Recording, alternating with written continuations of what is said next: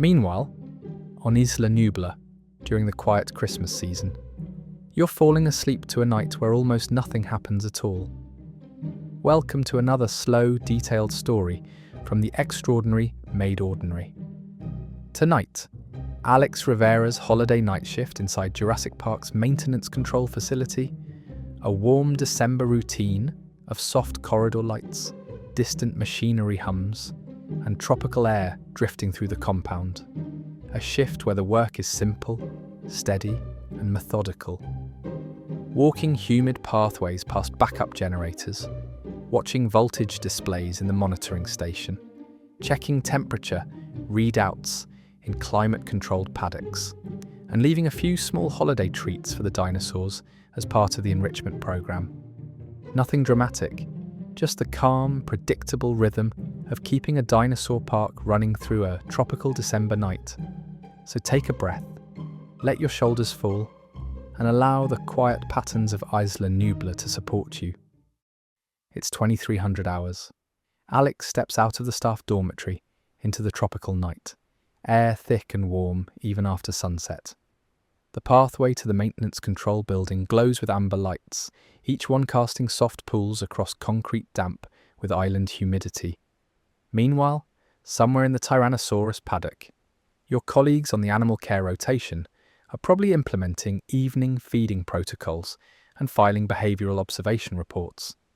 But here on the night maintenance shift, at 2300 hours facility time, your primary concern is much simpler.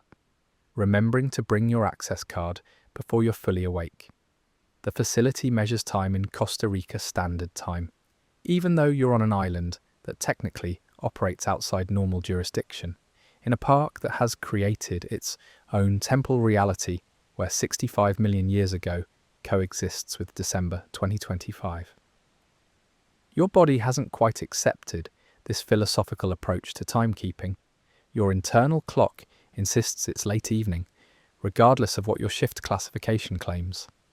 Your maintenance uniform hangs in your locker, cleaned by the industrial laundry service that runs constantly in the basement of the staff building. The fabric is regulation khaki, with the Jurassic Park logo embroidered on the left breast pocket, that distinctive red and black design that makes you feel like you're part of something both incredible and absurdly mundane. The uniform smells faintly of industrial detergent mixed with a particular scent of tropical humidity that you've learned to think of as normal. You adjust the collar and smooth down the front, catching your reflection in the locker's mirror. Just another shift at Jurassic Park, just another rotation in the endless rhythm of maintaining a facility where extinct animals live behind very expensive electric fences. The park is 7 months into operational status, though it still hasn't officially opened to the public.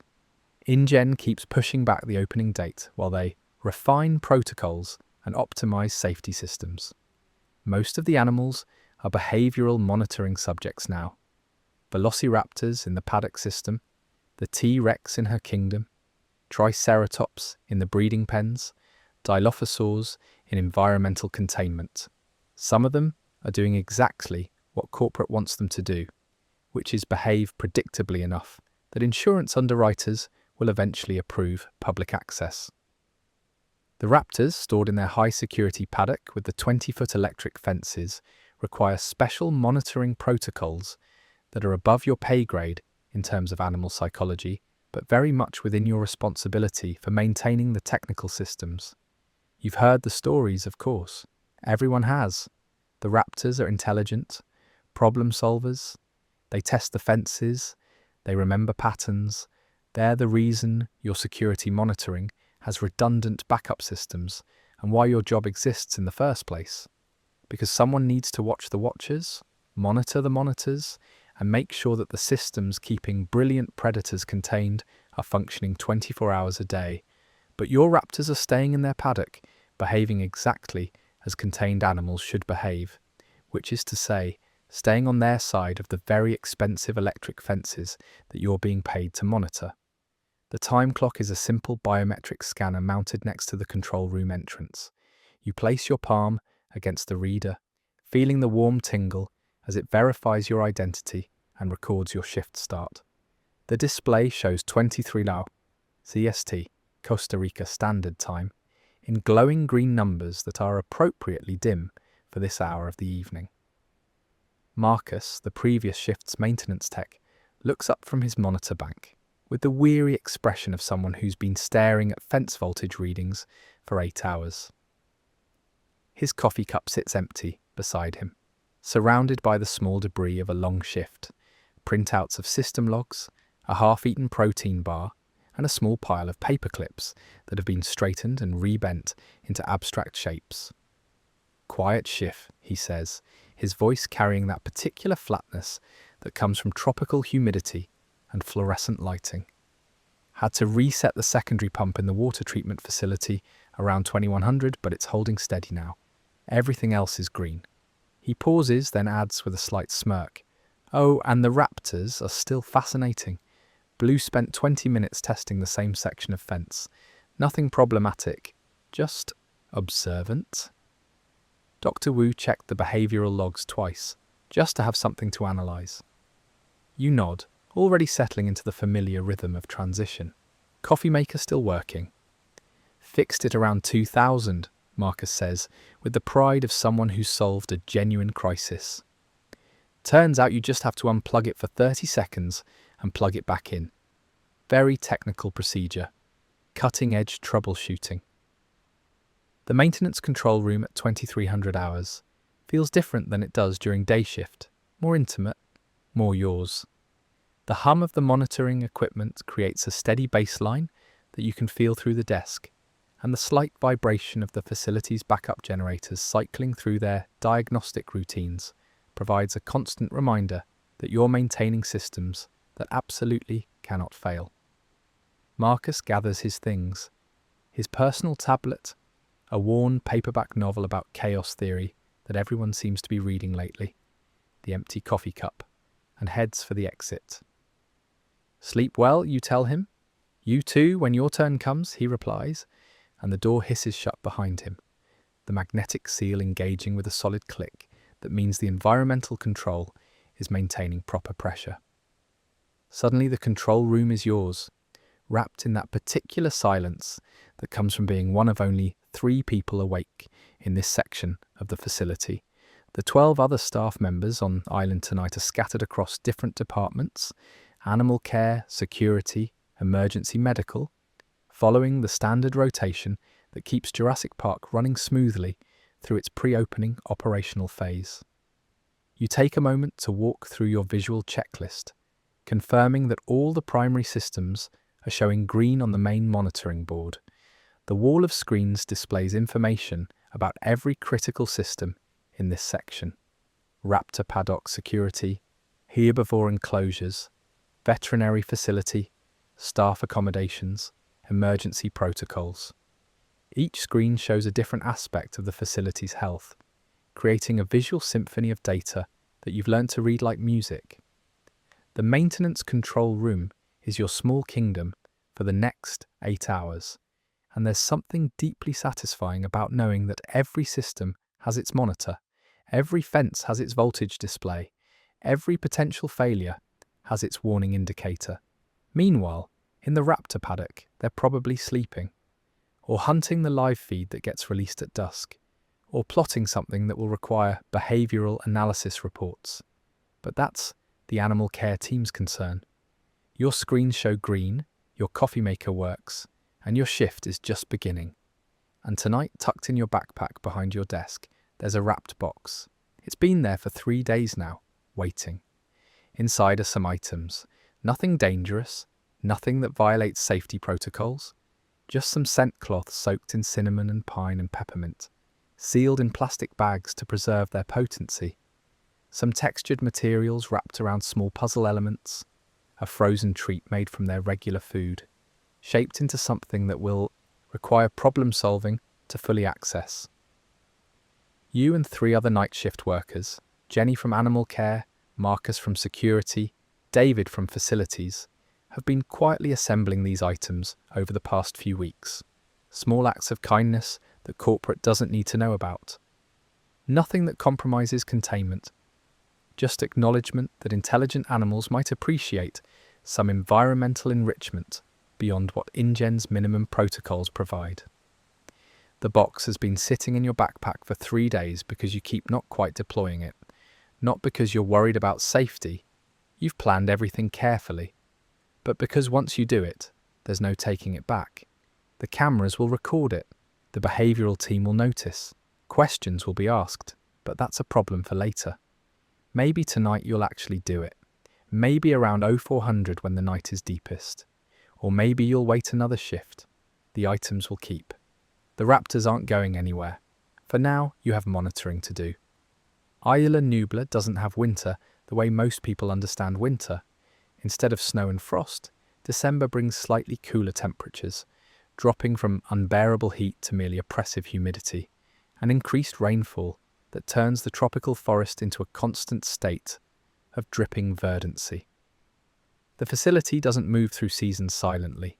Instead, it's filled with a complex symphony of mechanical and natural sounds that create the background texture of life at a dinosaur park.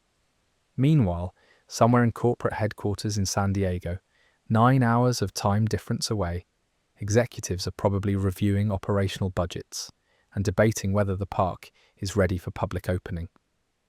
Here on the island, the most pressing acoustic concern is whether that slight rattling in the air conditioning unit is new, or if you're just noticing it because the night is so quiet.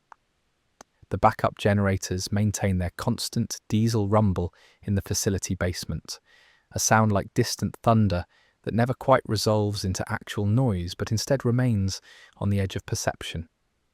You've learned that this particular frequency means the generators are running optimally.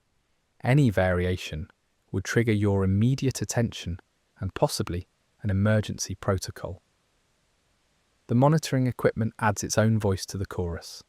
Cooling fans spin at exactly 2-800 RPM, creating white noise that most people never consciously register, but that becomes deeply familiar when you work the night shift. Hard drives click and whir as they log data, their mechanical components still necessary for the massive storage requirements of security monitoring and behavioural documentation. The building itself contributes its own sounds, subtle creaks and groans as the structure responds to temperature differentials between the air-conditioned interior and the humid tropical air outside. These sounds are normal, predictable, part of the facility's personality that you've learned to recognise over 7 months of service. Beyond the building, the jungle provides its own nocturnal soundtrack. Tree frogs call in rhythmic patterns, insects create waves of chirping that rise and fall, and occasionally you hear the distant call of a dinosaur, usually the hadrosaurs in the valley, sometimes the distinctive bellow of the Tyrannosaurus when she's feeling territorial. You settle into your workstation, the office chair squeaking slightly as it adjusts to your weight. The primary monitoring terminal boots up with a soft chime, displaying the InGen corporate logo before cycling through to the system status screens. Everything is coded green, indicating nominal operation across all major systems. The facility's monitoring system, officially designated Park Operations Management System but universally called POMS by the staff, maintains constant surveillance over every aspect of the park's operation. Unlike more sophisticated AI systems, POMS is relatively simple, designed primarily for security monitoring, life support management, and fence voltage maintenance. You check your watch, noting that it's 23:17 CST. Time moves differently during night shift at a dinosaur park, sometimes crawling with the weight of responsibility, sometimes flying past in bursts of focused monitoring work. But mostly, it flows steadily and predictably, each minute containing more awareness than a whole day of ordinary life, because there's so little else to distract your attention. The automatic door to the exterior walkway slides open and closed occasionally, triggered by pressure changes as the environmental system adjusts for tropical humidity. The facility is new enough that its environmental control is reasonably well sealed. There are minor leaks, but nothing like what you'd find in older installations. You review the night's maintenance schedule displayed on your secondary monitor. It's a standard rotation. Run diagnostics on the fence voltage systems, verify backup generator capacity, check environmental sensors, perform routine maintenance on the server racks, monitor paddock conditions, update software patches, test emergency protocols. Nothing unusual, nothing exciting. Exactly the kind of shift that lets you settle into a comfortable rhythm. The kind of shift where the most dramatic event will probably be discovering that someone ate the last good protein bar from the break room supply. The Raptor Paddock's monitoring systems show their usual readings: fence voltage at 10,000 volts, motion sensors active, thermal imaging operating normally, feed schedule completed for evening cycle. The velociraptors in their high-security enclosure are doing exactly what well-contained predators should do at night, probably hunting, possibly sleeping, definitely staying on their side of the very expensive electric barriers. Unlike whatever happened at that facility in San Diego last month, where there was apparently some kind of incident during a Raptor transfer. The details are classified, but the resulting increase in safety protocols has made everyone's job slightly more complicated. You can hear rain starting against the control room windows, a soft patter that will gradually increase to a steady drumming. December brings afternoon and evening rainstorms, the tropical weather patterns dumping moisture on the island with reliable regularity. The rain is soothing, actually, a natural sound that blends with the mechanical hums and creates a cocoon of white noise. The raptors are probably not bothered by the rain. Their paddock has shelter areas, but behavioural observations suggest they actually prefer being out in the weather. Prehistoric animals adapted to tropical climates, apparently comfortable with conditions that most humans find uncomfortable. Your monitoring screens show the paddock's drainage systems activating as the rain increases, diverting water away from sensitive areas, maintaining stable conditions despite the downpour.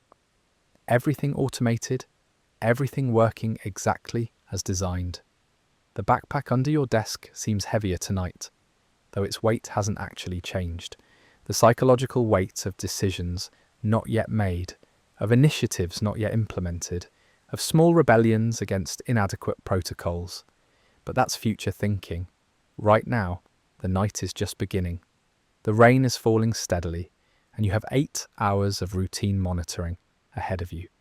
The systems hum, the rain falls, and you settle into the comfortable isolation of night shift work, where time moves at its own pace, and the most important thing is that nothing interesting happens, which is exactly how you prefer it. Every facility has its own particular scent profile, created by the unique combination of environment, systems, and the specific processes used to maintain operations. The Jurassic Park Maintenance Control Building smells like industrial cleaning solution mixed with the faint organic tang that comes from tropical humidity, underlaid with something that might be called new facility, the accumulated scents of recently installed equipment and fresh construction materials that haven't fully off-gassed yet. Meanwhile, the San Diego facility probably smells like corporate offices and whatever cleaning agents they use after biosecurity incidents. You're grateful that your facility maintains its normal, boring smell of air conditioning and coffee. The environmental system processes the building's atmosphere every 2 hours, managing humidity levels and filtering out the constant influx of tropical air that seeps in through doors and ventilation. The dehumidifiers use a process that leaves a faint smell of dry coolness in the air, noticeable, but not unpleasant. It's the smell of technology working to create human comfortable environments in places that naturally want to be hot and wet. The rain outside adds another dimension to the scent profile, petrichor seeping in through. Ventilation, that earthy smell of rain on warm stone and tropical vegetation. It's pleasant, actually, a natural counterpoint to the mechanical smells of the facility interior. The maintenance control room itself carries additional scents: the warm electronic smell of running computers, the particular odour of electrical equipment and surge protectors, the faint ozone scent from the monitoring equipment. There's also coffee, always coffee, brewed in the small maker that's been officially approved for installation. Unlike some facilities where staff have to smuggle in their caffeine sources, you measure out the coffee grounds from the facility supply. Decent quality Costa Rican coffee, provided by InGen as part of the staff accommodation package. The container is labelled simply Staff Provisions Coffee, properly sourced from local suppliers as part of the park's community relations program. The coffee maker gurgles and hisses as it works, and you find yourself thinking about the box in your backpack. Not for the first time tonight. Not for the first time this week, really. The enrichment items have been ready for 3 days, carefully assembled, safely contained, waiting for you to actually commit to deploying them. The hesitation isn't about safety. You've verified that a dozen times. The items can be attached to the exterior fence posts, where the raptors can smell but not reach them. The tactile elements can be positioned where curious claws can investigate through the fence mesh without any possibility of physical contact. The frozen treat goes in the designated feeding area, where the animal care staff regularly places food anyway. Nothing dangerous, nothing that compromises containment, just environmental enrichment that intelligent animals probably deserve, but that InGen's minimum protocols don't provide. The hesitation is about visibility. Once you do this, it becomes real.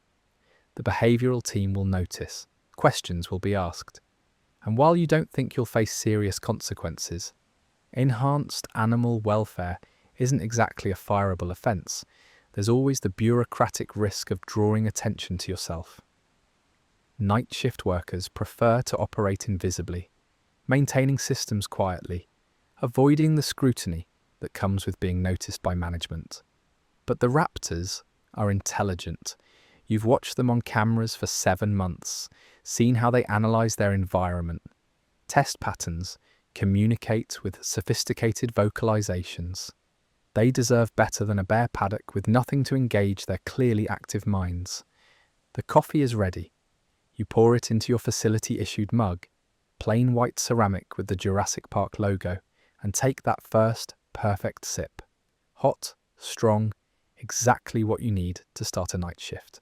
The decision about deployment can wait. You have 8 hours. The items will keep in your backpack whether you use them tonight or wait for another shift.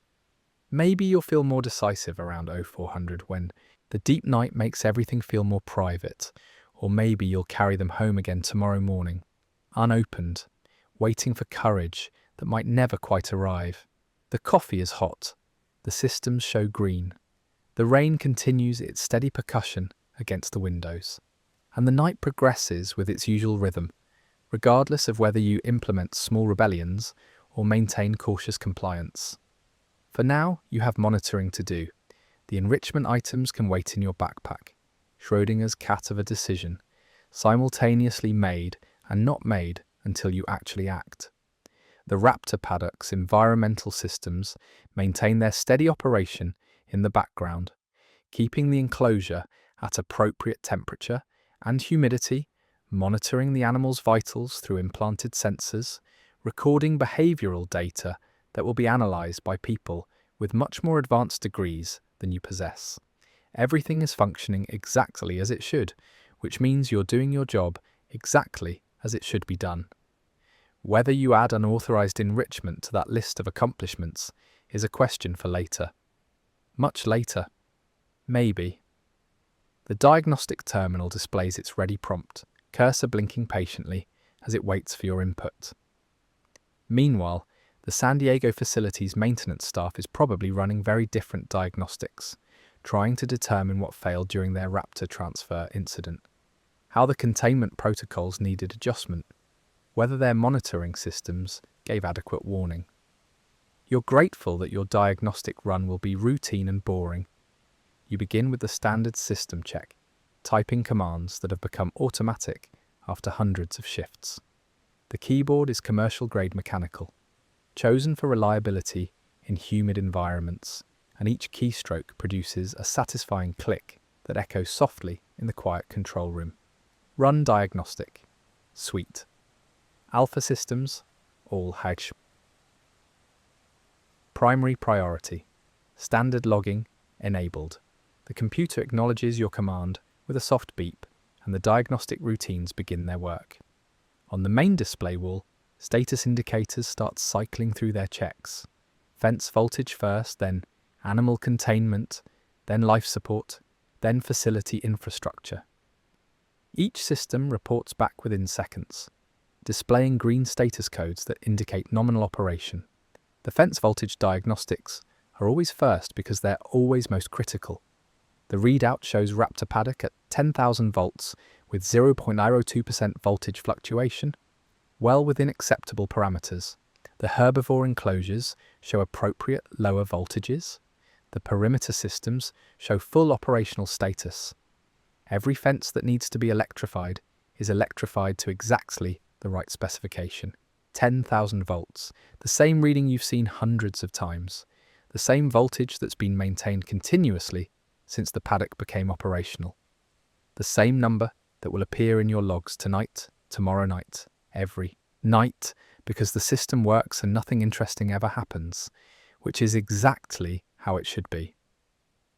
The diagnostic checks the backup systems, redundant power supplies, emergency generators, battery banks that can maintain fence voltage for up to 6 hours if primary power fails. Everything shows green. The Raptors are contained by multiple layers of technological redundancy, and each layer is functioning perfectly. Temperature monitoring comes next.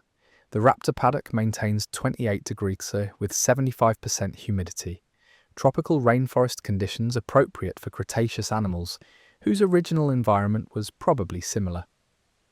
The herbivore areas show their own optimized conditions.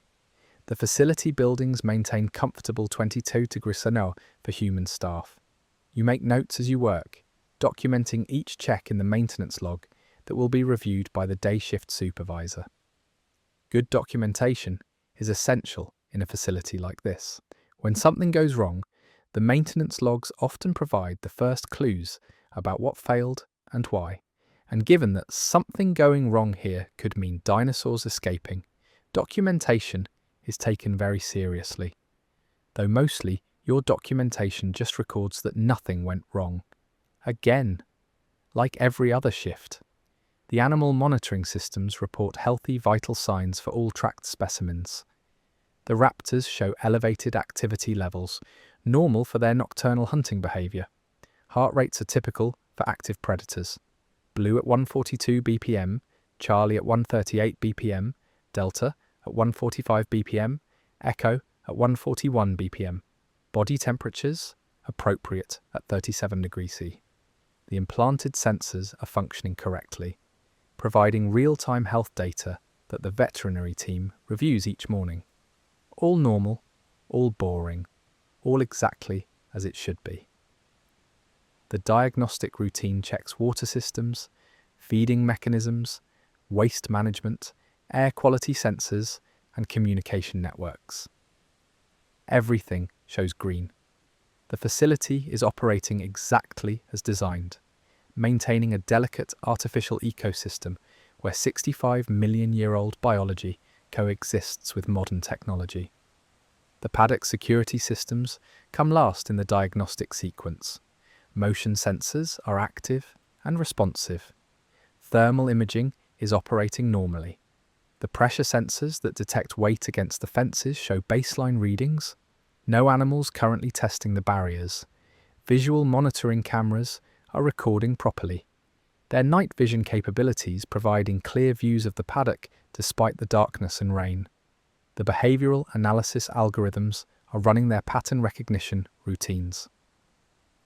Blue, the beta raptor, shows a notation in her behavioral log. Extended fence observation, 2015 to 20R35, testing same section repeatedly, patterns consistent with problem-solving behavior. No security concerns noted. You've read similar notes before. Blue tests the fences, She's intelligent, curious, methodical. She's not trying to escape exactly. She's just learning, building a mental model of her environment, doing what intelligent minds do when given insufficient stimulation.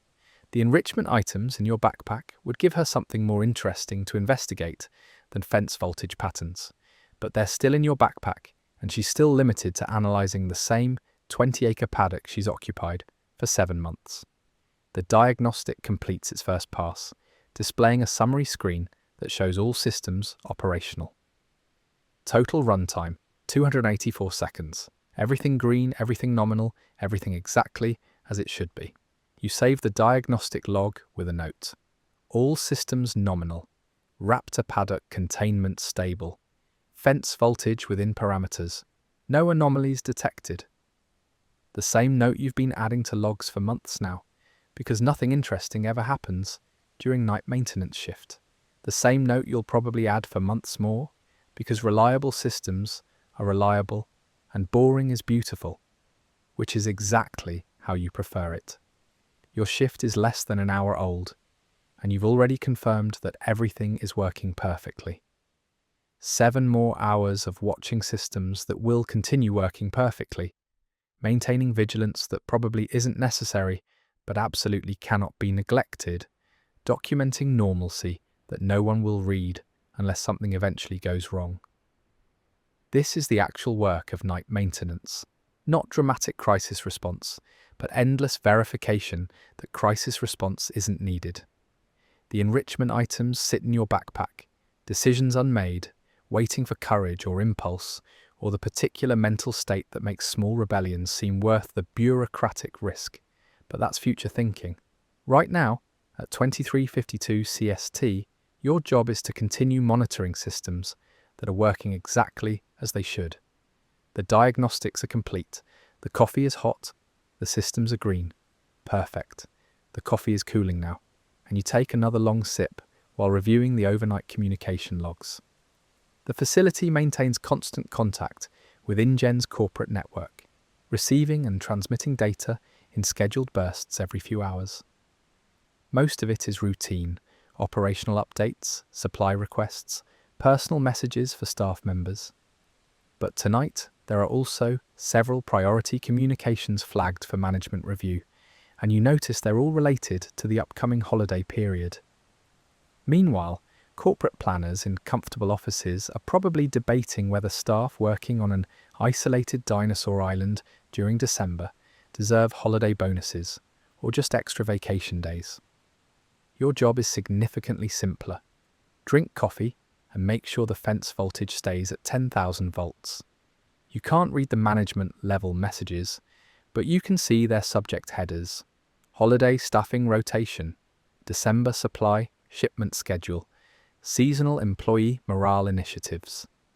The park doesn't officially close for holidays. Animals need care year-round, but InGen tries to rotate staff so everyone gets some time on the mainland with family. You're scheduled to stay on island through December 25th, then rotate off for a week in early January. Some staff members have already departed for holiday leave. Others, like you, are keeping the facility running through the season with reduced crew sizes and slightly adjusted protocols. The coffee ritual is one of the few truly personal moments in your shift. The ceramic mug is pleasantly warm in your hands, and the bitter richness of the coffee helps sharpen your focus after the transition from your quarters. December on Isla Nublar doesn't feel like the Christmas season. No snow, no frost, just slightly less oppressive heat and occasional rain showers that turn the jungle into a dripping wonderland. But humans impose their seasonal traditions regardless of latitude.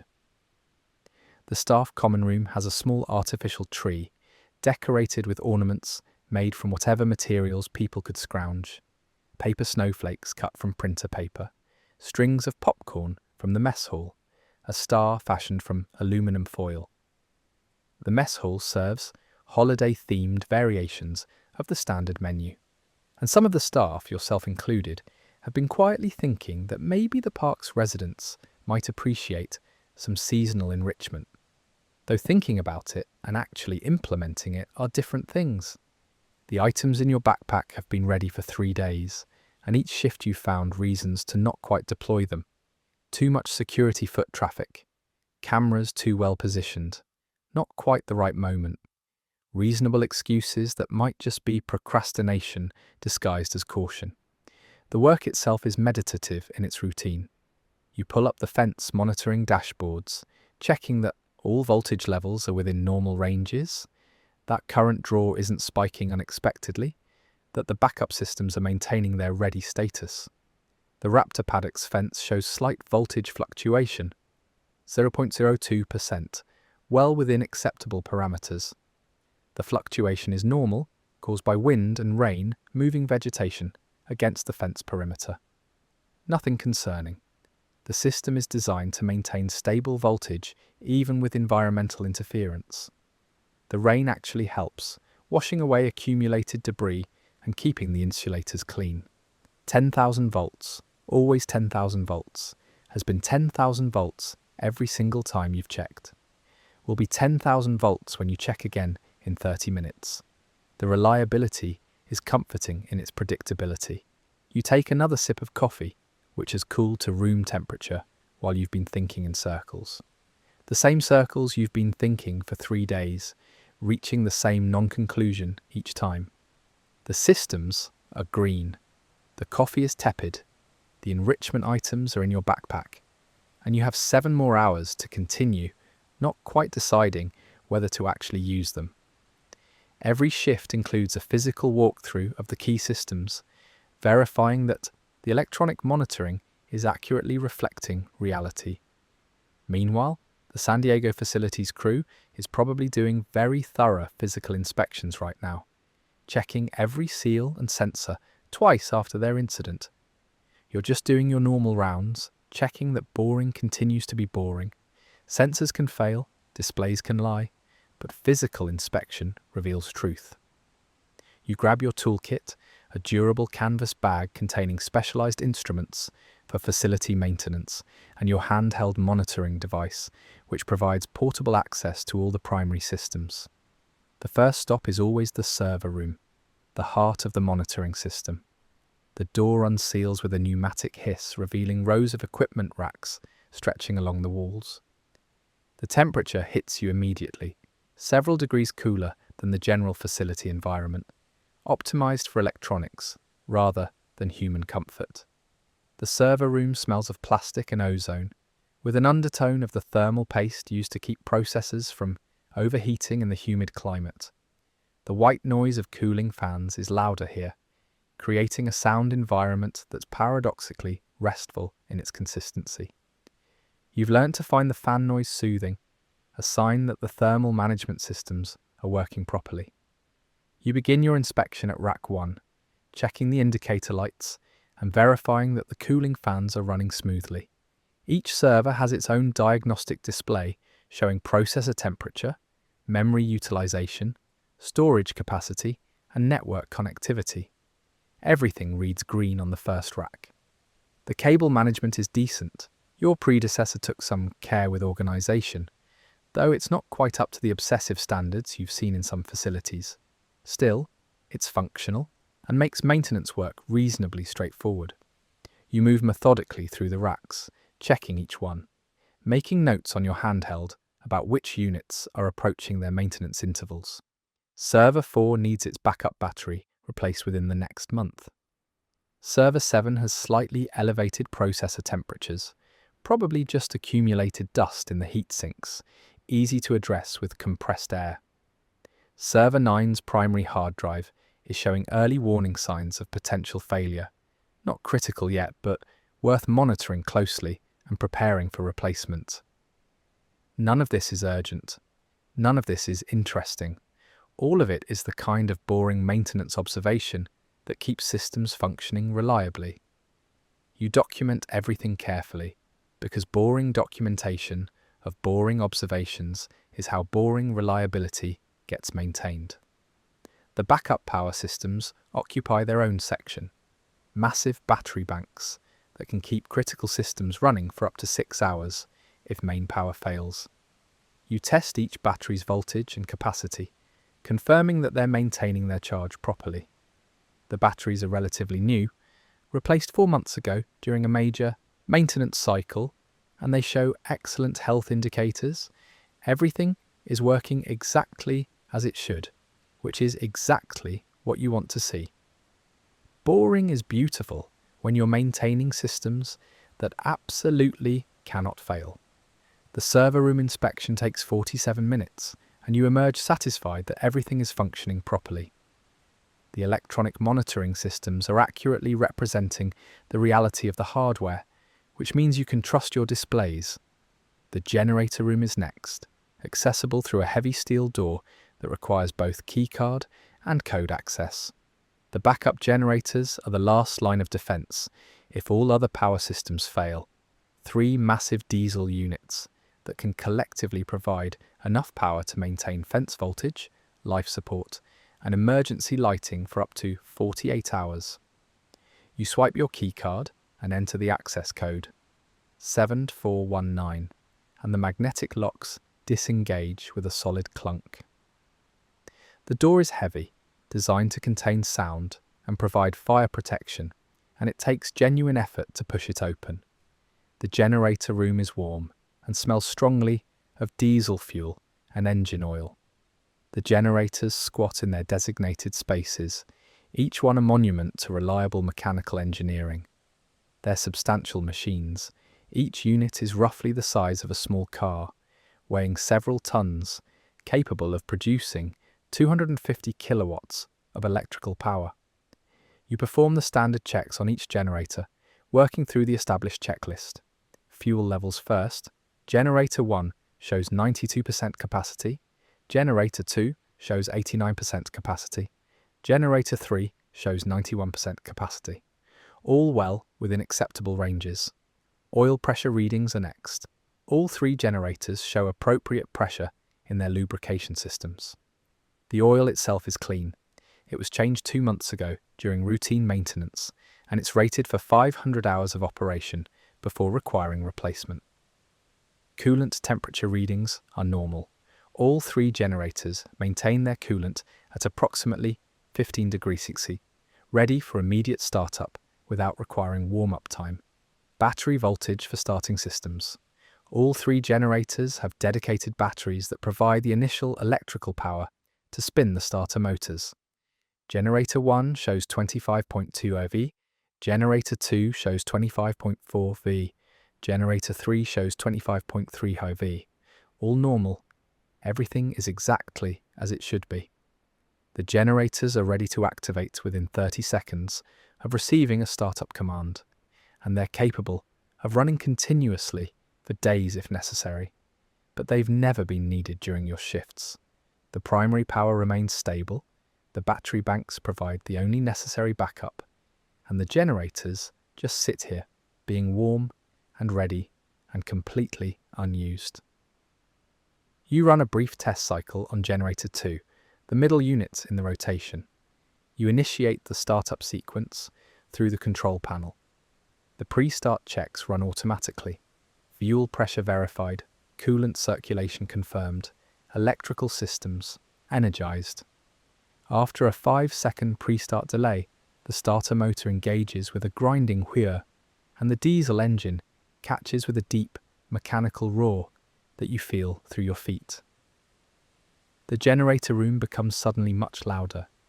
The engine settles into steady operation at approximately 1800 RPM, and the alternator begins producing electrical power. The control panel shows voltage ramping up, 120 vital, 180 vids, 220 vids, stabilizing at exactly 240 VAC, which is correct. You let it run for 90 seconds, long enough to verify performance, short enough to minimize fuel consumption. After 90 seconds, you initiate the shutdown sequence. The engine RPM decreases, the power output drops to 0, and with a final mechanical shudder, the generator returns to silent standby status. You document the test. 0:47 CST, Generator 2 test cycle completed. Startup, normal. Power output, 240 AC, stable. Engine operation, no anomalies detected. Shutdown, normal. Unit ready for service. The generators are functional. The backup power is available if needed. Everything exactly as it should be. Boring, reliable, ready but unused. The time is Euros 48 CST. The generator room inspection has taken 17 minutes. Now comes the exterior portion of your rounds, checking physical infrastructure outside the main building. You pull on a rain jacket from the hook by the door. The tropical downpour shows no signs of stopping, and your rounds will take you outside. You step out through the service door into the warm, wet night. The rain has settled into a steady, moderate downpour. The walkways are slick with moisture, reflecting the facility lights in rippling patterns. You can hear the jungle beyond the facility perimeter, the constant chorus of frogs and insects that somehow continues even through the rain. Your first exterior stop is the main transformer station, housed in a small concrete building about 50 meters from the control room.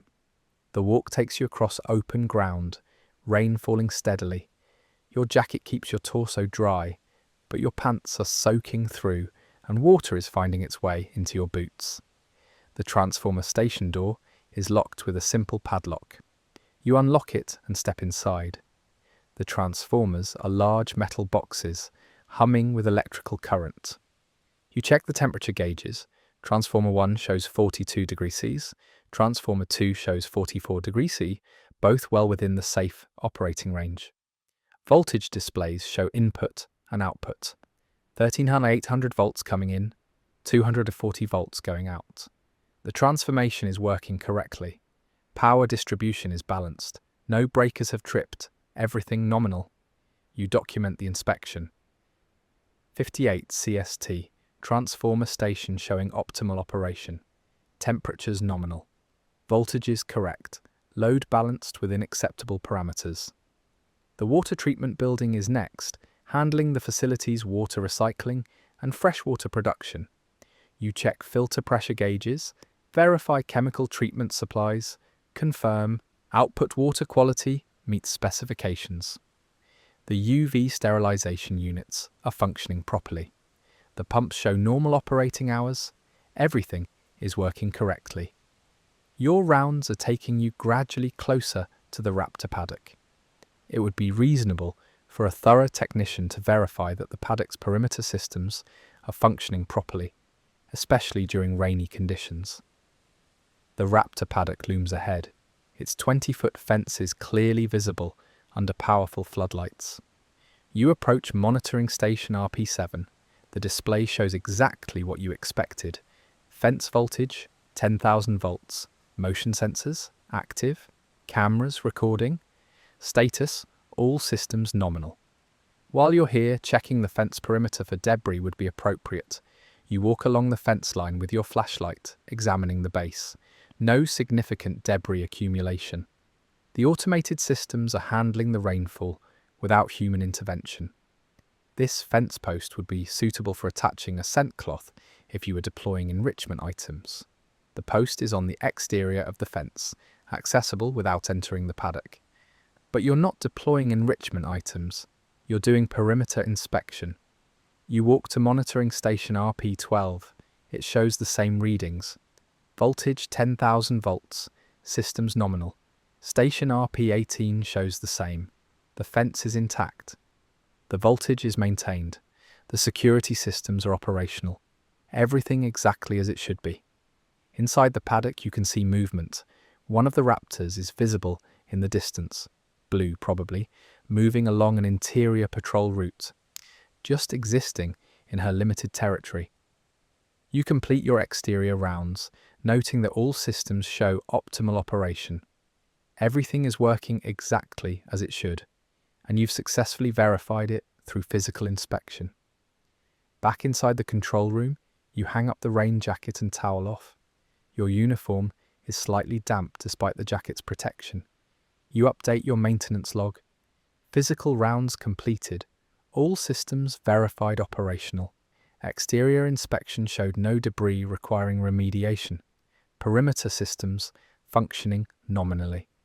The physical walkthrough took 92 minutes, and it's now 49 CST. The backpack under your desk hasn't moved. The enrichment items inside haven't changed, and you continue sitting at your monitoring station, documenting systems that work correctly. At 01:52 CST, you're standing in the maintenance building's entrance area, dripping water onto the tile floor.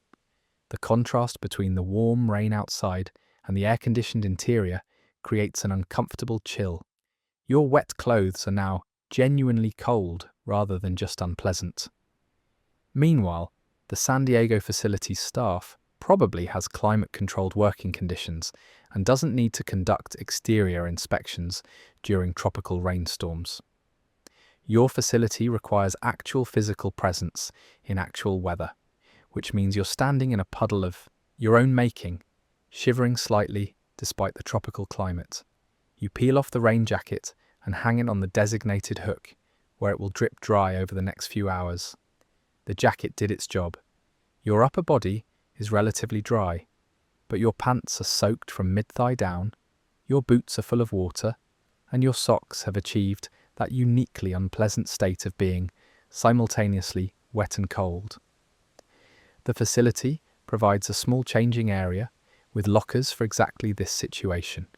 You keep a spare uniform in your locker, regulation khaki, clean and dry, waiting for moments like this when exterior work requires clothing changes. You sit on the bench and begin the uncomfortable process of removing wet boots. The laces are swollen with water and difficult to untie. The boots themselves are reluctant to release your feet, creating that awkward pulling motion where you're trying to extract a wet foot from a waterlogged boot while maintaining balance. The first boot finally releases with a wet sucking sound, and approximately a quarter cup of water pours out onto the floor. Your sock is completely saturated, clinging to your foot in that profoundly uncomfortable way that wet fabric does. The second boot comes off with similar difficulty and similar water discharge. You now have two wet boots sitting on the floor, creating expanding puddles, and two extremely uncomfortable feet in soaking wet socks. The socks peel off with some difficulty. Wet fabric doesn't want to release skin, and you're finally barefoot on the cold tile floor. Your feet are pale and pruny, the skin wrinkled from extended water exposure. Uncomfortable, but not damaged. This is normal for exterior work during rain. You use a towel from your locker to dry your feet thoroughly. Leaving them damp would invite fungal problems, and foot care is important when you're working long shifts in boots. The towel is rough and institutional, but effective. Your feet gradually return to normal colour and temperature. The wet pants come off next, equally difficult. The soaked fabric clinging to your legs and requiring significant effort to remove. The spare pants from your locker are perfectly dry, and putting them on feels remarkably better. Dry clothing after being wet is one of those simple pleasures that's easy to undervalue until you're experiencing the contrast. Fresh socks from your locker. The boots are still wet inside, so you'll need to stuff them with newspaper or paper towels to help them dry. But for now, you put them back on over dry socks, accepting that your feet will get damp again, but at least starting from a better position. The complete clothing change takes approximately 8 minutes.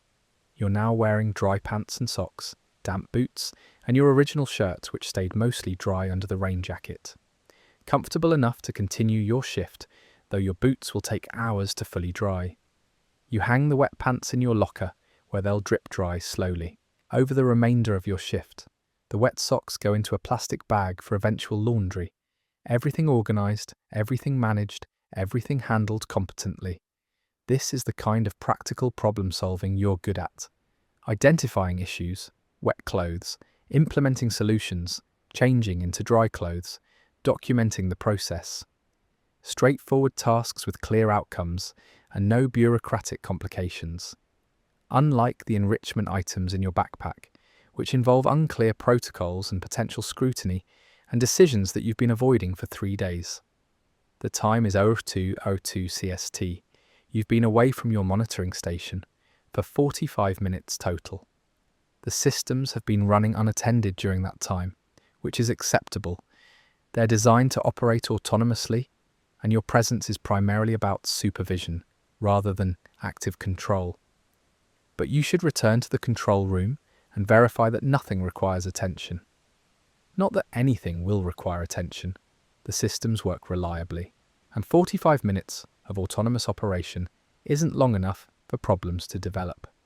But checking is part of your job. Verifying is part of your job. Documenting that you've checked and verified is part of your job.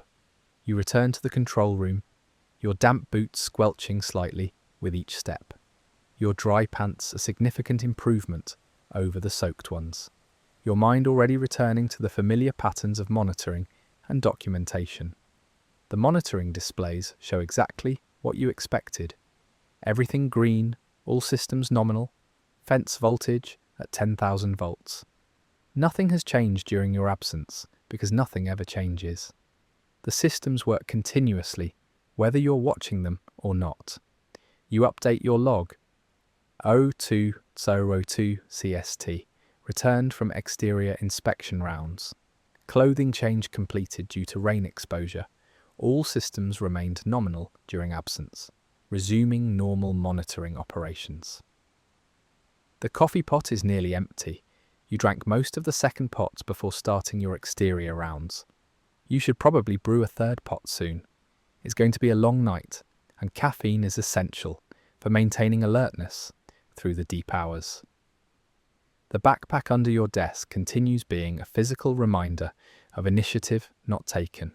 3 days now, 72 hours of having enrichment materials ready to deploy, and 72 hours of finding reasons to wait. At some point, extended waiting becomes its own answer. If you were going to do this, you probably would have done it already.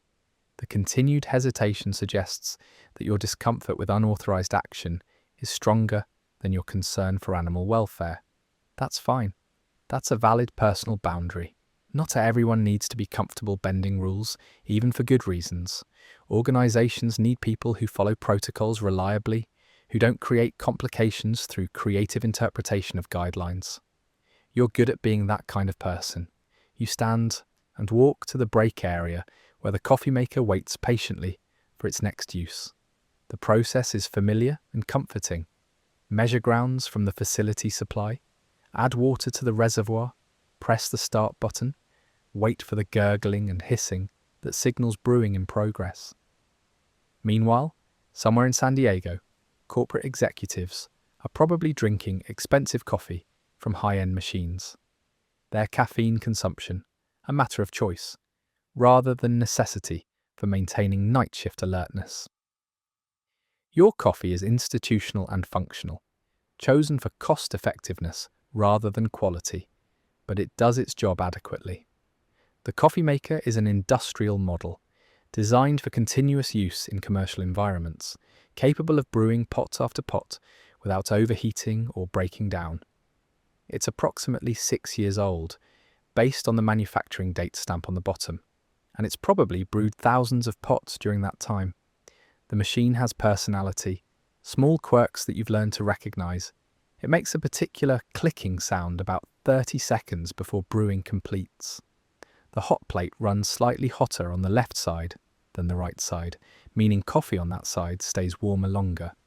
The power switch is loose and sometimes requires wiggling to maintain contact. These quirks aren't problems exactly. The machine works correctly despite them.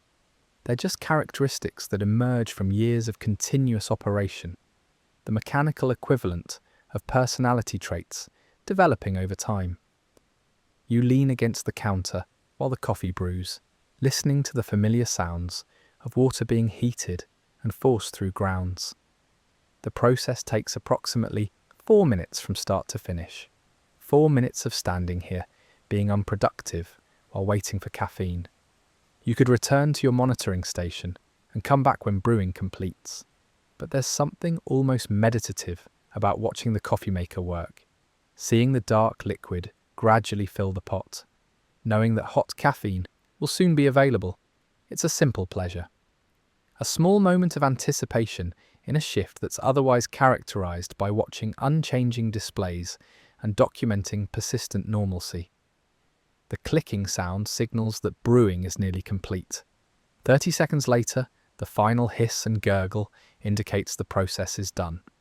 You turn off the hot plate under the old pot, no point keeping yesterday's coffee warm, and move the new pot into position. The first pour from a fresh pot is always the best. Maximum heat, maximum strength, maximum effectiveness. You fill your mug completely, grateful for the warmth spreading through the ceramic into your hands. The first sip is perfect. Hot enough to feel in your chest, strong enough to cut through the night shift fog, bitter enough to signal that this is serious coffee rather than some sweet beverage pretending to be coffee. You carry the mug back to your monitoring station, ready to resume the sitting and watching and documenting that constitute the core of your job. The displays show, predictably, that nothing has changed during the 4 minutes you were brewing coffee. Fence voltage, 10,000 volts. Environmental systems, nominal. Animal vitals, within normal parameters. Communication networks, operating correctly. Everything working exactly as it's supposed to work, requiring no intervention, needing only observation and documentation. The time is 02:11 CST. You're 2 hours and 11 minutes into your shift, working on your third pot of coffee, monitoring systems that haven't varied in 7 months and won't vary tonight. The backpack under your desk continues its patient waiting. The enrichment items continue their potential existence, simultaneously ready for deployment and completely unused. Schrödinger's initiative that remains in superposition until you actually make a decision. But decision-making can wait. Right now, you have fresh coffee, functioning systems, and almost 6 hours of shift remaining. The enrichment items aren't going anywhere. The Raptors aren't going anywhere.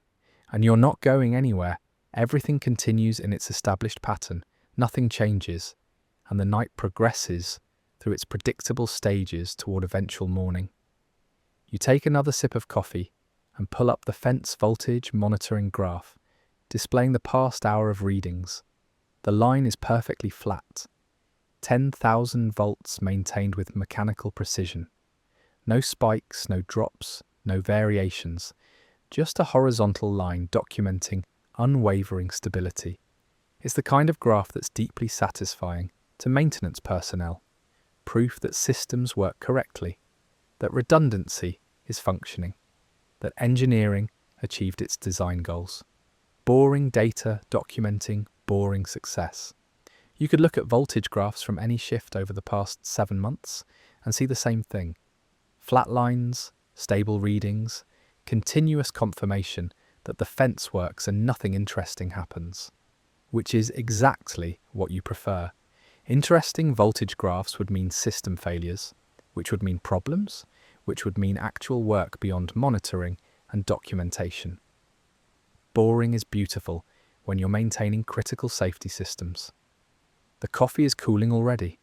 The mug radiates heat into the air-conditioned environment, and within minutes the temperature will drop from perfect to merely acceptable. You drink steadily, trying to consume it while it's still hot enough to be maximally effective. The time is 02:17 CST. The coffee is helping with alertness, but not with decisiveness. The enrichment items remain in your backpack, and you remain at your monitoring station, and the two things remain separate. The diagnostic terminal accepts your commands with its usual efficiency. You're running the second comprehensive system check of your shift. Not because anything suggests problems, but because periodic verification is part of proper monitoring protocols. Meanwhile, the San Diego facility probably has enhanced diagnostic requirements now, running checks more frequently than before their incident. Your facility maintains standard intervals because standard intervals have been adequate for 7 months of operation. Run diagnostic, suite. Alpha systems, all. Primary priority, standard logging, enabled timestamp, 02:24:34 CST. The diagnostic routines begin their work, cycling through the same checks you performed at the start of your shift. Fence voltage first, then environmental systems, then life support, then communications. Each system responding within seconds, each system showing green, each system demonstrating continued nominal operation. Fence voltage, 10,000 volts, fluctuation 0.02%. Exactly the same reading as 2 hours ago. Exactly the same reading as yesterday. Exactly the same reading as 7 months of continuous operation have produced. The fence voltage doesn't vary because the system is designed not to vary, because redundant power supplies and sophisticated regulation maintain precise output regardless of conditions. Environmental systems, all zones within specified parameters. The Raptor Paddock maintains 28 degrees C and 75% humidity. The herbivore enclosures maintain their own optimized conditions. The facility buildings maintain comfortable conditions for human occupation, all exactly as designed, all functioning correctly, all showing the same readings they showed 2 hours ago. Animal vital signs, all specimens within normal ranges. The raptors show continued elevated activity. Heart rates in the 135 to 148 BPM range, indicating they're moving through their territory. Not stressed, just active. Normal nocturnal behavior for animals that evolved as hunters. Blue, 144 BPM, 37.2 degrees core temperature.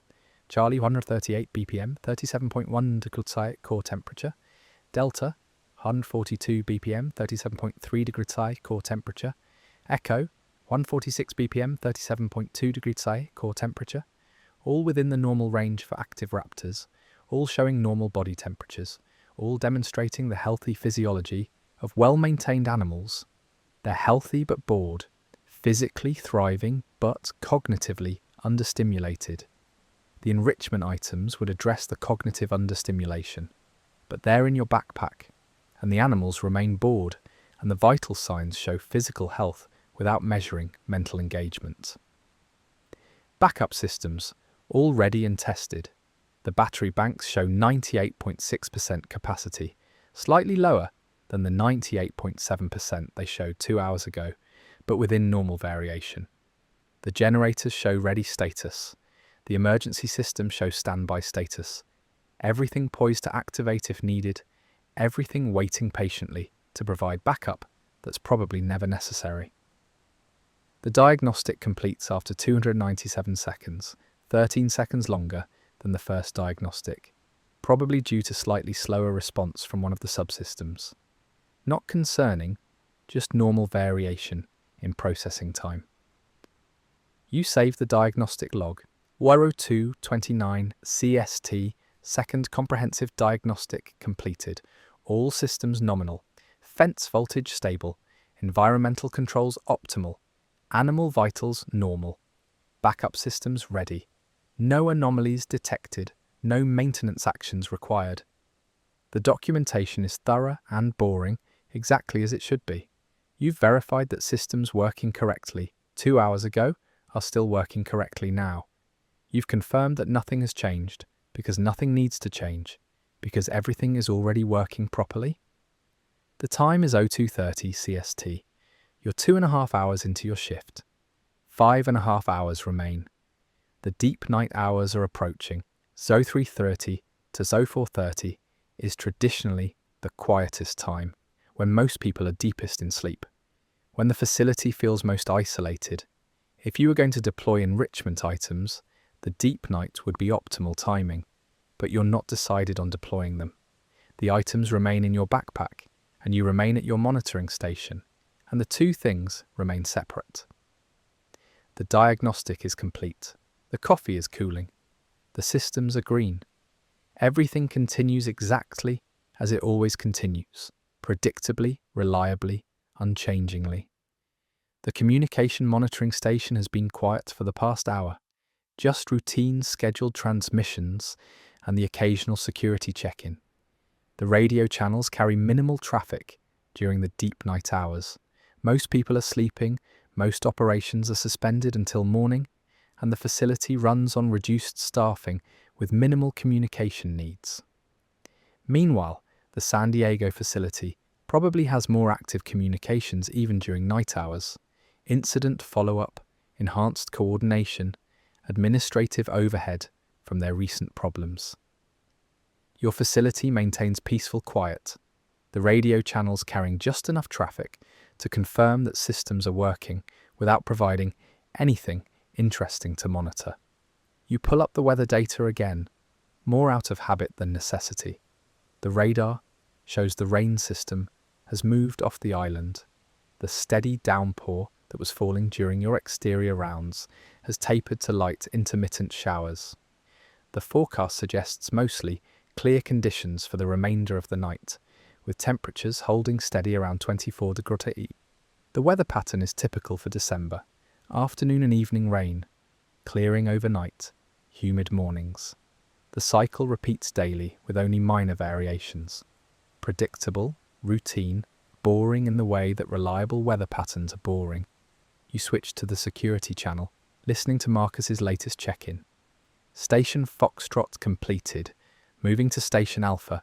Weather clear, all systems nominal. His voice carries that particular flatness that comes from repeating the same report every hour throughout the night. Nothing interesting to report. No problems detected. Just continuous verification that boring normalcy persists. The security patrols are actually somewhat interesting if you think about the logistics.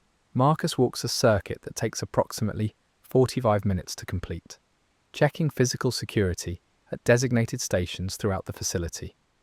He does this circuit 4 times per shift at 2300, 0045, 0230, and 0455. The timing is staggered deliberately so that he's never in the same location at the same time each night, making it harder for anyone to predict his movements.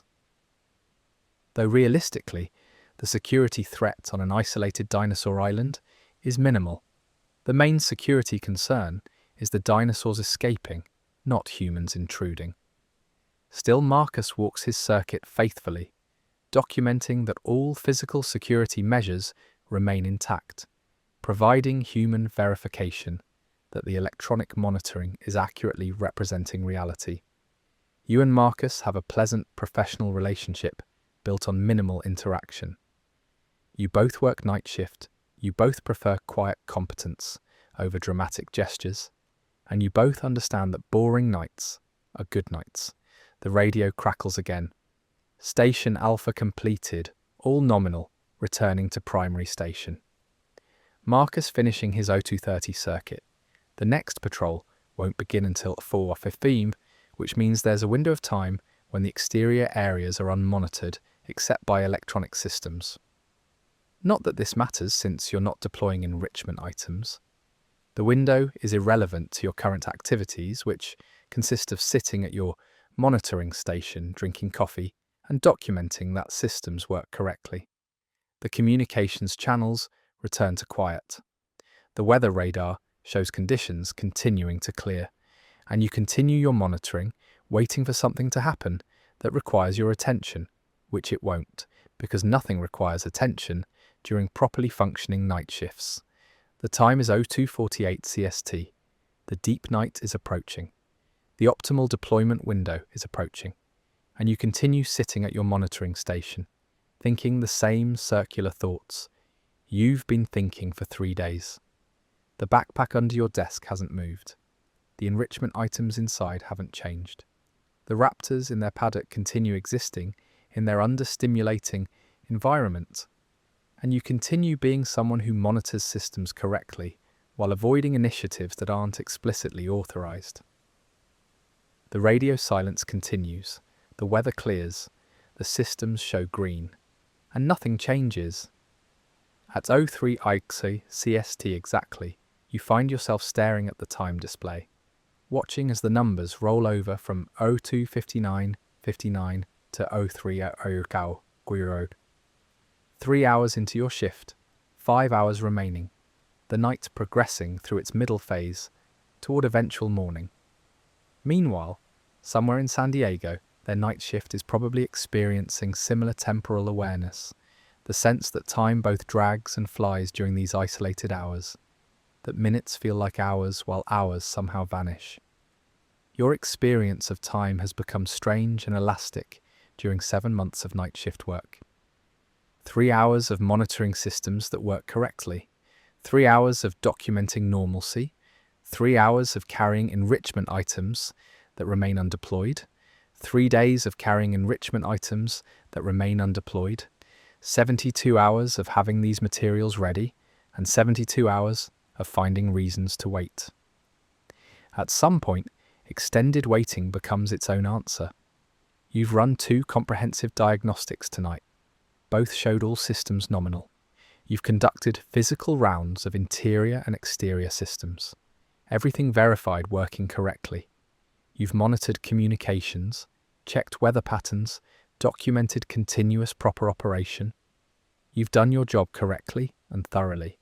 Everything InGen pays you to do, you've done competently. The enrichment items represent something outside your job description, an initiative that isn't required, isn't expected, isn't part of your formal responsibilities. You could complete this entire contract without ever deploying them, and you would still be a competent maintenance technician who performed all assigned duties correctly. That's a valid choice. Doing your assigned work without taking on additional unauthorized responsibilities is perfectly reasonable behavior. But it's also choosing to see intelligent animals remain in inadequate environments while you maintain careful documentation of the systems that contain them. Both things are true simultaneously. You can be a good employee and also someone who sees problems without addressing them. You can follow protocols correctly and also allow inadequate protocols to persist unnecessarily. You can be risk-averse and also passively complicit in suboptimal conditions. The time is 03:04 CST, 4 minutes of contemplation that has produced the same conclusions you've reached multiple times already tonight. You're not comfortable with unauthorized action. You value job security more than animal welfare. Your risk aversion trumps your concern for cognitive enrichment. Or maybe you're just overthinking this. Maybe it's not that deep. Maybe you're just someone who thought about doing something nice, prepared carefully, and then didn't follow through because follow-through is harder than planning. That's also a valid interpretation. Sometimes people just don't do things they said they'd do, not because of deep philosophical reasons, but because actually acting requires energy and commitment that continues eluding you. The coffee pot is half empty again. You're consuming caffeine at a steady rate, maintaining alertness through chemical supplementation, while your natural circadian rhythms insist that 0300 is deep sleep time, not sitting and monitoring time. Your body wants to be horizontal and unconscious right now. Your job requires vertical and alert. The compromise is chemical assistance and sheer force of will, and both are wearing thin as the night progresses. 5 more hours. You can maintain alertness for 5 more hours. You've done it hundreds of times before.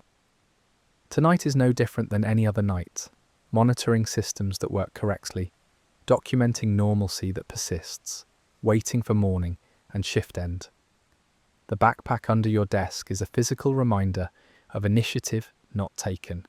You could reach down right now, pull it out, verify that the items are still properly sealed and ready for deployment. But what would be the point?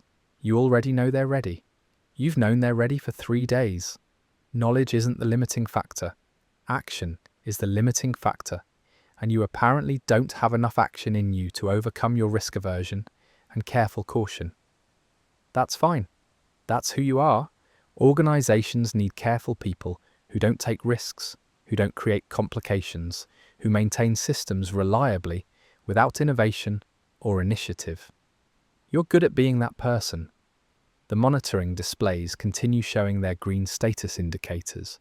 Fence voltage at 10,000 volts, environmental systems nominal, animal vitals within normal ranges, backup systems ready. Everything working exactly as it worked 3 hours ago, exactly as it will work 2 hours from now, exactly as it will work tomorrow night when you're sitting here again, watching the same unchanging displays. The time is 0309 CST, 9 minutes of circular thinking that has produced 0 forward progress. You should probably stop thinking about enrichment items and focus on your actual job, which is sitting here monitoring displays that never change. which is not particularly engaging work, which is why your mind keeps wandering to the backpack under your desk, which takes you back to the circular, thinking about initiatives you're not implementing. Maybe you should run another diagnostic. Give yourself something to focus on that isn't the backpack and its contents and your continued inability to act. That's productive. That's within your authority. That's something you can actually do without risk or complications. Small victories, achievable goals, the kind of thing you're apparently comfortable with. The diagnostic interface accepts your commands without judgment. The system doesn't care that you're running diagnostics more frequently than technically necessary.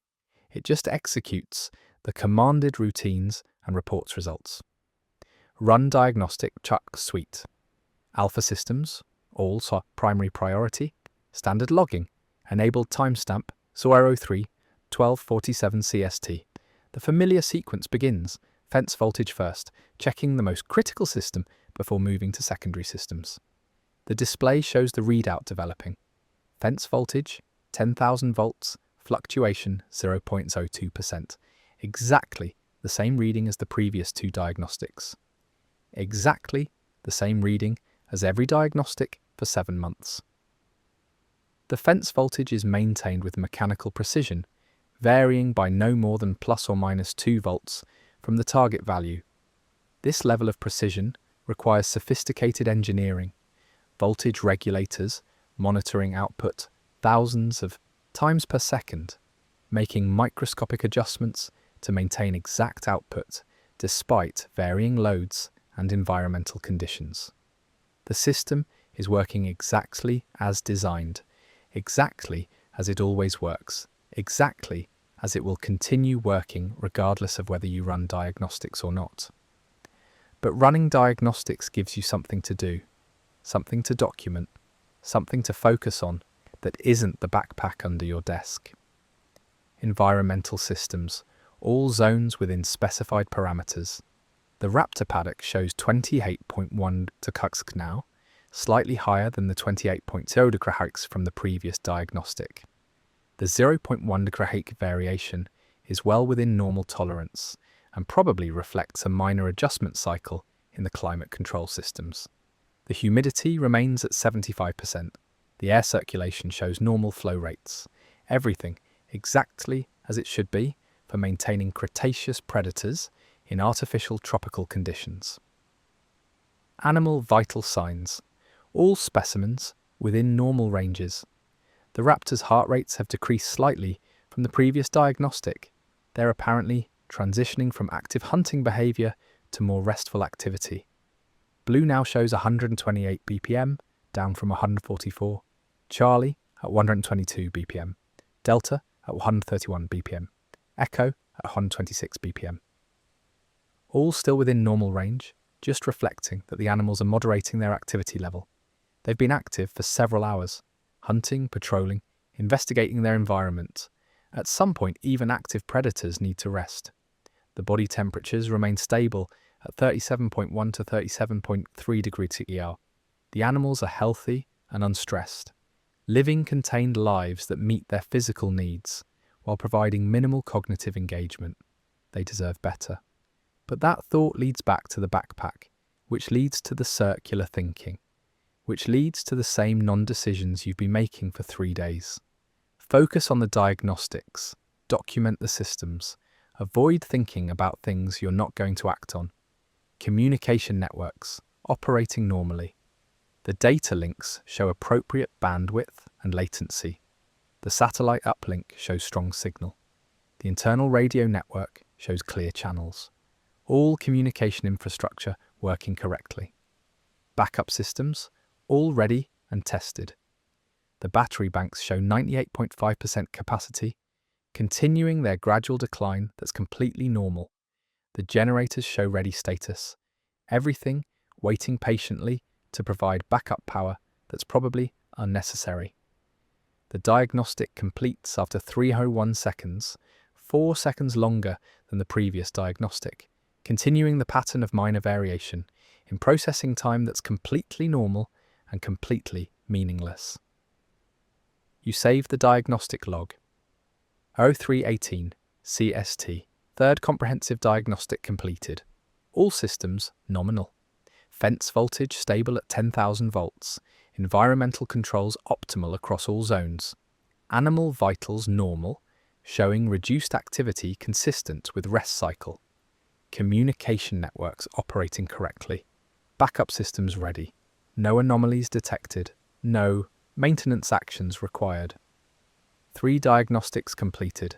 3 times documented that everything works correctly. 3 confirmations that the night is progressing without incident or interest. The time is 0319 CST. You're 3 hours and 19 minutes into your shift. 4 hours and 41 minutes remain. The deep night is here now, the stretch between 0300 and 500, when time feels most elastic, when alertness is hardest to maintain, when the facility feels most isolated from normal reality. The optimal deployment window for enrichment items, 33 euro to euro 430, is approaching. The time when security patrols are least frequent, when administrative oversight is minimal, when unauthorized initiatives are least likely to be noticed. Not that you're deploying enrichment items. The window is irrelevant to your current activities, which consist of running diagnostics and drinking coffee, and documenting that systems work correctly. The diagnostic is complete, the coffee is cooling, the systems are green, and the backpack under your desk continues waiting while you continue not deciding. At 0330 CST precisely, you've reached the deepest part of night shift, the hour when most people are in their deepest sleep, when the facility feels most removed from normal daytime reality, when time seems to move differently than it does during populated hours. Meanwhile, the San Diego facility is probably experiencing similar temporal strangeness during their deep night hours. The sense that you're operating in a bubble outside normal time, that the night exists in its own suspended reality, separate from the day world. The maintenance control room at 0330 feels different than it does at 2300 or even row 200. The isolation is more pronounced. The silence is deeper. The awareness that you're one of only a handful of people awake on the entire island creates a peculiar psychological state. Not lonely exactly, but profoundly alone in a way that's both uncomfortable and oddly peaceful. The monitoring displays continue their unwavering documentation of normalcy. Fence voltage, 10,000 volts. Environmental systems, nominal. Animal vitals, normal resting patterns. Communication networks, minimal traffic. Backup systems, ready but unused. Everything exactly as it's been all night, exactly as it will be until morning, exactly as it always is during properly functioning overnight operations. The coffee pot is nearly empty again. You're approaching the need for a 4th pot. Your 4th pot of the night. Approximately 800 milligrams of caffeine consumed over 3.5 hours. That's excessive by any reasonable standard, but reasonable standards don't apply during night shift, when chemical assistance is the only thing maintaining alertness against circadian rhythms that insist you should be sleeping. Your stomach is definitely acidic now. Not painful, but that uncomfortable awareness of too much coffee and too little food creating chemical imbalance. You should eat something. The protein bars in the break room would help buffer the acid, but that would require standing up, walking to the break room, selecting a protein bar, eating it. A series of small actions that feel disproportionately difficult at 0330 when you're tired and chemically overcaffeinated and thinking in circles about decisions you're not making. So you sit there, monitoring displays that don't change, feeling mildly uncomfortable, contemplating protein bars you're not eating and enrichment items you're not deploying. The backpack under your desk has been sitting there for 3.5 hours tonight, for 3 days total, waiting patiently for decisiveness that continues not arriving. The optimal deployment window is open now. 0330 to 0430 is the traditional quiet hour, when security patrols are between circuits, when other staff are deep in sleep, when unauthorized activities are least likely to be observed or questioned. If you are going to deploy the enrichment items, now would be optimal timing. But you're not decided on deploying them. The items have been ready for 3 days. You've had 72 hours of opportunity. You've carried them to work 3 times. You've planned the deployment carefully. You've identified optimal positioning points. You've coordinated timing with security patrol schedules. All this planning, all this preparation, and zero actual implementation. At some point, extended planning without action becomes procrastination. Extended preparation without implementation becomes avoidance. Extended readiness without deployment becomes acceptance that you're not actually going to do this. Maybe that's your answer. Maybe 3 days of careful consideration has revealed that you're fundamentally not comfortable with this initiative, that your risk aversion is stronger than your concern for animal welfare, that you value job security more than cognitive enrichment for intelligent predators. That's fine. That's a valid personal boundary. Not everyone needs to be comfortable bending rules, even for good reasons. The enrichment items can go home with you again tomorrow morning. You can store them away, accept that this initiative isn't for you, return to focusing exclusively on your authorized responsibilities. That would be the honest thing to do. Admit that you're not going to deploy them, stop carrying them around, stop thinking about them, accept the limitation, and move forward. But you don't do that either. You leave them in your backpack, maintaining the fiction that maybe you'll deploy them, maybe later, maybe during the next optimal window, maybe when you feel more decisive. The time is 03:36 CST. 6 minutes of the optimal window have passed while you sit here, thinking the same thoughts you've been thinking for 3 days. The fence voltage display shows 10,000 volts, the same reading it's shown all night, the same reading it will show for the rest of your shift, the same reading it will show tomorrow. Night when you're sitting here again, possibly with the same backpack, thinking the same thoughts, making the same non-decisions. Maybe you should just accept this pattern. Maybe this is who you are. Someone who thinks carefully, plans thoroughly, and then doesn't follow through, because actually, acting requires courage you don't have. That's not a pleasant self-assessment, but it might be accurate. The time display becomes almost hypnotic at 03:47 CST. You find yourself just staring at the numbers, watching seconds increment, seeing minutes advance, experiencing time as a visible sequence rather than as a lived experience. Meanwhile, somewhere philosophers probably have sophisticated theories about temporal perception and consciousness and the subjective experience of duration. Your experience is much simpler. Watching numbers change while nothing else changes, feeling time pass while remaining motionless, experiencing duration without progression. 03:47 12 3:47 to the 3:47 to point 3:47 15. Each second documented, each moment marked, each increment of time passing, regardless of what you do or don't do with it. Time moves forward with mechanical inevitability, indifferent to your paralysis, unconcerned with your circular thinking.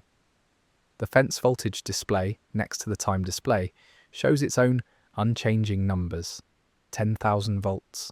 While time advances second by second, the voltage remains precisely stable, both displays documenting different aspects of reality, one showing change, one showing constancy, both accurate representations of what they're measuring. You've been staring at these displays for 3.5 hours tonight. For hundreds of hours over 7 months, the time display always changing, the voltage display never changing, and you sitting here documenting both with equal diligence. This is your job, watching numbers, documenting readings, verifying that systems work correctly. It's not exciting work, but it's necessary work, and you're good at it. The enrichment items in your backpack represent a different kind of work, proactive improvement rather than passive monitoring, but that's not your job. Your job is watching numbers and documenting normalcy. The time advances to 03:48 CST, then 03:49, then 3:50. Each minute passing, while you sit motionless, watching time flow past you like water flowing past a rock in a stream. The optimal deployment window is half over now. 0330 to 0430 is 60 minutes.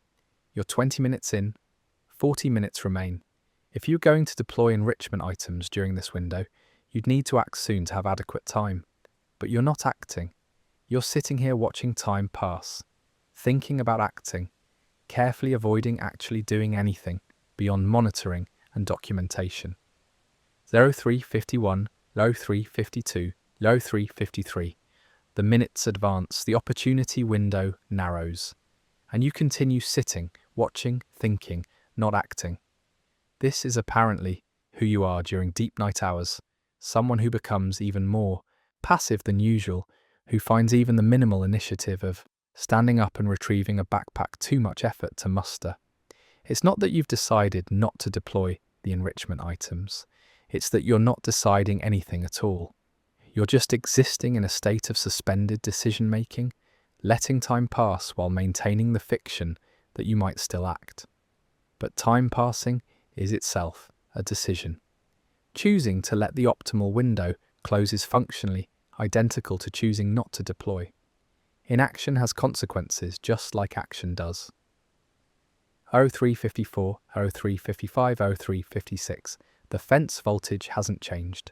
10,000 volts. Stable, precise, unwavering, unlike time, which advances relentlessly, whether you're ready or not. You should probably brew more coffee.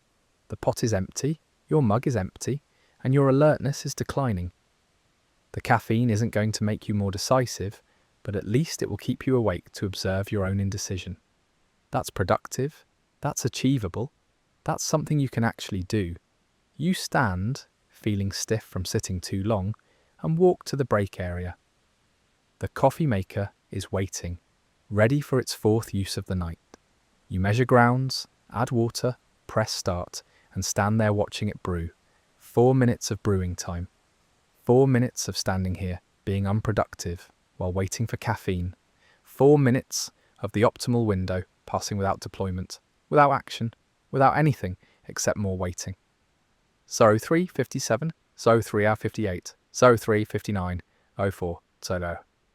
The time display rolls over to 0400 CST while you're standing in the break area watching coffee brew.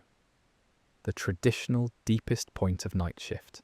The hour when everything feels most surreal, most removed from normal reality. 30 minutes of optimal window remaining. The coffee maker completes its cycle. You pour a cup, your fourth pot, probably your 8th or 9th cup of the night. The taste is familiar and almost meaningless now. Coffee is just fuel, and you're refueling automatically. You return to your monitoring station with the fresh coffee, ready to continue sitting and watching and thinking without acting. The time is 0402 CST. The backpack is still under your desk. The enrichment items are still inside. The optimal window is still open. And you're still sitting here drinking coffee and watching numbers that don't change, except for the time display, which changes constantly without meaning anything. 28 minutes of optimal window remaining. The systems are green, the coffee is hot, and nothing changes because you're not changing anything. At 0425 CST, with only 5 minutes of optimal window remaining, you finally accept what's been obvious for the past hour. You're not deploying the enrichment items tonight. The window's effectively closed. Even if you acted immediately, there wouldn't be adequate time for proper placement and return before the next security patrol begins at 0445. Meanwhile, the San Diego facility's night shift is probably managing their own quiet hours with better decisiveness than you're demonstrating. Your paralysis is personal, not universal. Other people are capable of acting when opportunities present themselves, but you're apparently not one of those people. You're someone who thinks extensively, plans carefully, and then doesn't follow through when action requires commitment. The time is 0426 CST. The optimal window is closed. The deployment opportunity has passed, and the enrichment items remain in your backpack, unused for a third consecutive night. You take another sip of coffee, which has cooled to barely acceptable temperature. The bitter taste is familiar and almost comforting. At least coffee is predictable. Coffee does what it's supposed to do.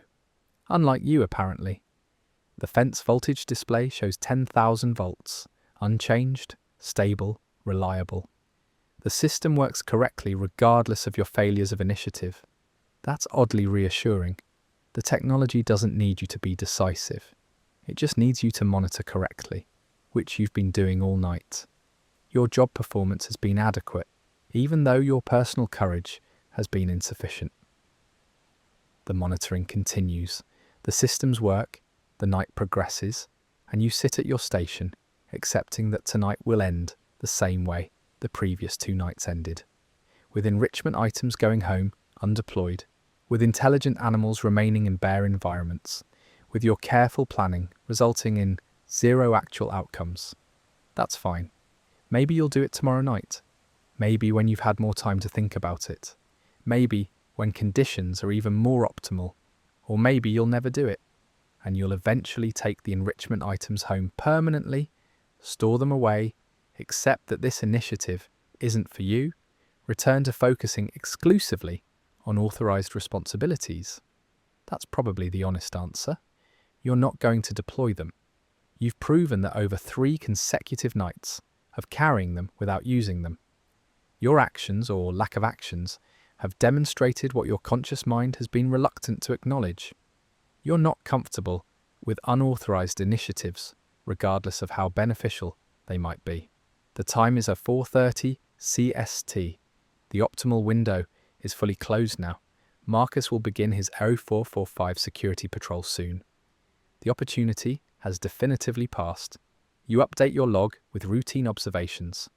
0430 CST. Deep night monitoring period completed.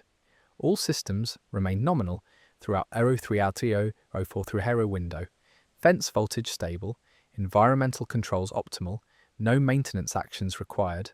No anomalies detected. The documentation is thorough and boring, accurately describing the nothing that happened during the optimal window. You monitored systems correctly. You verified continued normal operation. You did your job exactly as it's supposed to be done. The fact that you also carefully avoided doing anything beyond your assigned job is not mentioned in the log. Logs document actions taken, not opportunities missed. The enrichment items can go home with you again in a few hours. You'll carry them back to your quarters, store them with the other items that represent good intentions without follow-through, and continue your routine of careful monitoring without initiative. That's who you are, apparently. And accepting that feels almost like relief.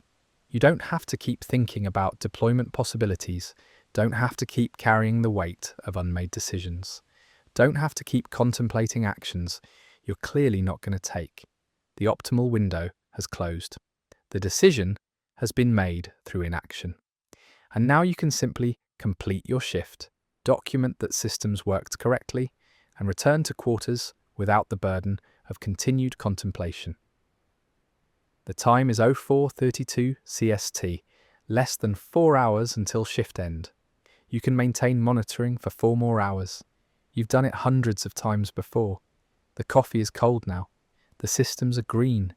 The enrichment items remain undeployed. And you've finally accepted that they're going to remain that way. Not a glorious conclusion, not a moment of courage, just acceptance of personal limitation and return to comfortable routine. The fence voltage shows 10,000 volts. The cameras show raptors in their paddock. The night progresses toward eventual morning, and nothing changes because you chose not to change anything. That's fine. That's apparently who you are. The systems work, the monitoring continues, and the night carries forward through its remaining hours toward inevitable dawn. The hours between 0445 and 0700 are often the longest part of night shift, when the deep night has passed but morning remains distant, when you've been awake for hours but dawn hasn't arrived, when exhaustion starts competing with caffeine for control of your consciousness. Meanwhile, the San Diego facility is probably experiencing similar end-of-shift fatigue. They're night workers counting down hours until handoff. Your experience is universal among night shift workers. The strange combination of alertness and exhaustion, awareness and fog that characterizes the final hours. The radio crackles with Marcus's Euro 445 check-in. Beginning final patrol circuit, weather clear, all initial checks nominal. His voice carries exhaustion, masked as professional flatness. He's been walking patrol circuits for 7 hours. His final circuit will complete around 05:30, and then he'll return to the security office to complete paperwork before morning shift arrives. You and Marcus are both counting down now, both maintaining professional competence despite fatigue, both looking forward to shift end and the sleep that will follow. The enrichment items in your backpack are no longer a source of contemplation. You've accepted that they're not being deployed tonight, which means they're just weight you're carrying home again. The decision is made, or rather, unmade, and now you can simply complete your shift without the burden of continued internal debate. That's actually somewhat restful. For the past 3 hours, you've been thinking in circles about deployment possibilities. Now that the window has closed, you can stop thinking and just monitor. The fence voltage shows 10,000 volts. Same as always. Same as it will be when you check again in 20 minutes. The reliability is comforting in its predictability. You pull up the morning transition checklist, the sequence of tasks that need completion before shift handoff. Most of it is documentation rather than active work. Verify all overnight logs are complete. Confirm all system diagnostics are saved. Ensure all maintenance notes are properly filed. Prepare verbal briefing for day shift. Standard administrative work that doesn't require creativity or initiative. Just careful completion of established procedures, the kind of work you're good at. The time is 4:51 CST, 3 hours and 9 minutes until shift handoff. You can maintain alertness for 3 more hours. The 4th pot of coffee is helping, though you're definitely feeling the consequences of excessive caffeine consumption. Mild tremor in your hands, slight acidity in your stomach, that jittery alertness that comes from chemical overload rather than natural wakefulness. But that's normal for night shift. Natural wakefulness during these hours is impossible. Your body knows it should be sleeping. Chemical assistance is the only way to maintain the alertness that your job requires. You check the weather data again, more out of habit than necessity. The forecast shows clear conditions through morning. Temperatures rising into the low 30s Celsius as the tropical sun heats the island. Normal December weather, warm, humid, but not oppressively hot like the summer months. The facility will transition to day operations smoothly. The animal care staff will conduct morning rounds. The science team will review overnight behavioural data. Maintenance will handle day shift repairs and inspections.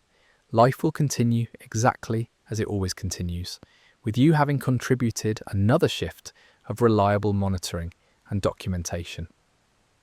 The enrichment item's continued existence in your backpack doesn't change any of that. The facility operates the same, whether you deploy enrichment or not. Your presence or absence doesn't significantly impact operations. You're a maintenance technician, not a critical decision maker. That's oddly freeing. You don't have to feel responsible for systemic inadequacies. You just have to monitor systems correctly, which you've done all night. The time is 4:58 CST. The long remainder of your shift continues its slow progression toward morning. The coffee helps maintain alertness. The documentation continues. The systems show green. And eventually, morning will arrive, and you'll hand off to day shift, and you'll return to quarters, and you'll sleep, and tonight will become just another shift, where nothing interesting happened, which is exactly how it should be. At 05:15 CST, the night is approaching its end, though dawn remains more than an hour away. The facility exists in that temporal limbo between night and day, operations still on night cycle, but with the awareness that day cycle approaches. Meanwhile, the San Diego facility is already experiencing morning. They're 9 hours ahead in the workday, probably managing morning operations while you're completing night operations. The temporal difference creates a strange sense of existing in parallel but offset realities. The monitoring displays continue their unwavering documentation. Fence voltage, 10,000 volts. Environmental systems, nominal. Animal vitals, morning transition patterns beginning to show. Heart rates increasing slightly as the animals sense dawn approaching, despite the artificial lighting. Blue's heart rate has increased from 128 to 137 BPM. Charlie from 122 to 131. Delta from 131 to 142. Echo from 126 to 134. All showing the physiological preparation for increased activity that comes with dawn, even in an artificially lit environment. The animals have internal clocks that track time despite the constant illumination. They know dawn is approaching, know that morning feeding time will arrive soon, know that day shift activities will begin. Their biology responds to temporal cues that transcend the artificial conditions they're maintained in. Intelligent animals adapting to artificial constraints while maintaining their internal rhythms and instinctive patterns. They deserve better than bare paddocks, but they're surviving in the conditions they've been given. The enrichment items that could have improved those conditions are in your backpack, going home unused for the third consecutive night. That's a failure, but it's a failure you've accepted. Sometimes acceptance of limitation is more honest than continued pretense that you might still act. You run a final diagnostic check, the fourth of your shift, confirming one last time that all systems are functioning correctly before day shift arrives. The routine is familiar and almost soothing. Type the commands, watch the systems respond. Verify the green status indicators. Document the results. Run diagnostic. Sweetie. Alpha systems, all and primary priority. Standard logging, enabled timestamp 05:18:22, CST fence voltage, 10,000 volts, fluctuation 0.02%. Environmental systems, all zones optimal. Animal vitals, all specimens healthy, showing dawn transition patterns. Communication networks, operating normally. Backup systems, ready and tested. Everything exactly as expected. Everything exactly as it's been all night. Everything functioning correctly, requiring no intervention, needing only observation and documentation. The diagnostic completes in 289 seconds, slightly faster than earlier diagnostics, possibly because system loads are lighter as the night progresses. You save the log with routine notation. 05:23. CST Final Comprehensive Diagnostic completed. All systems nominal. No anomalies detected throughout night shift. No maintenance actions required. Facility ready for day shift operations. The time is 05:24 CST. 2 hours and 36 minutes until shift handoff. The end is approaching. You can maintain alertness for 2 more hours. The coffee pot is empty again. You've consumed all of the fourth pot. Your hands are definitely shaky from caffeine overload. Your stomach is uncomfortable. Your alertness is chemically maintained rather than naturally sustained. But that's normal for the end of night shift. You're operating on caffeine and willpower, maintaining professional competence despite physiological desire to be horizontal and unconscious. Marcus checks in via radio. Final patrol circuit completed. All stations nominal. Returning to primary office for shift end documentation. His voice carries profound exhaustion now. 7 hours of patrol circuits completed. Final paperwork ahead. Sleep approaching but not yet available. You acknowledge control room copies. Night operations completing normally. Day transition on schedule. Professional communication between exhausted professionals. Both of you counting down to shift end. Both maintaining competence despite fatigue. Both looking forward to horizontal time. The fence voltage shows 10,000 volts. The systems show green. The night approaches its end. And you approach the finish of another shift where you maintain systems correctly without taking any risks, without implementing any initiatives, without doing anything beyond your assigned responsibilities. That's fine. That's your level. That's who you've proven yourself to be over 3 consecutive nights of carrying enrichment items without deploying them. The time is 05:01 CST. The pre-dawn monitoring continues. The morning approaches, and the shift carries forward through its final hours toward inevitable completion. At 06 CST exactly, with the facility beginning its transition from night cycle to day cycle, you run your 5th and final comprehensive diagnostic of the shift. This is technically unnecessary. You've already verified system status multiple times, but thoroughness is never wrong, and you want to hand off to day shift with the most current possible data. Meanwhile, the San Diego facility is mid-morning now, their operations running through normal daylight hours, while your night is finally ending. The temporal offset between locations creates interesting discontinuities in how work cycles align. Run diagnostic, suite, alpha systems, all primary priority, standard logging, enabled timestamp 06:14 CST. The diagnostic routines execute with familiar efficiency.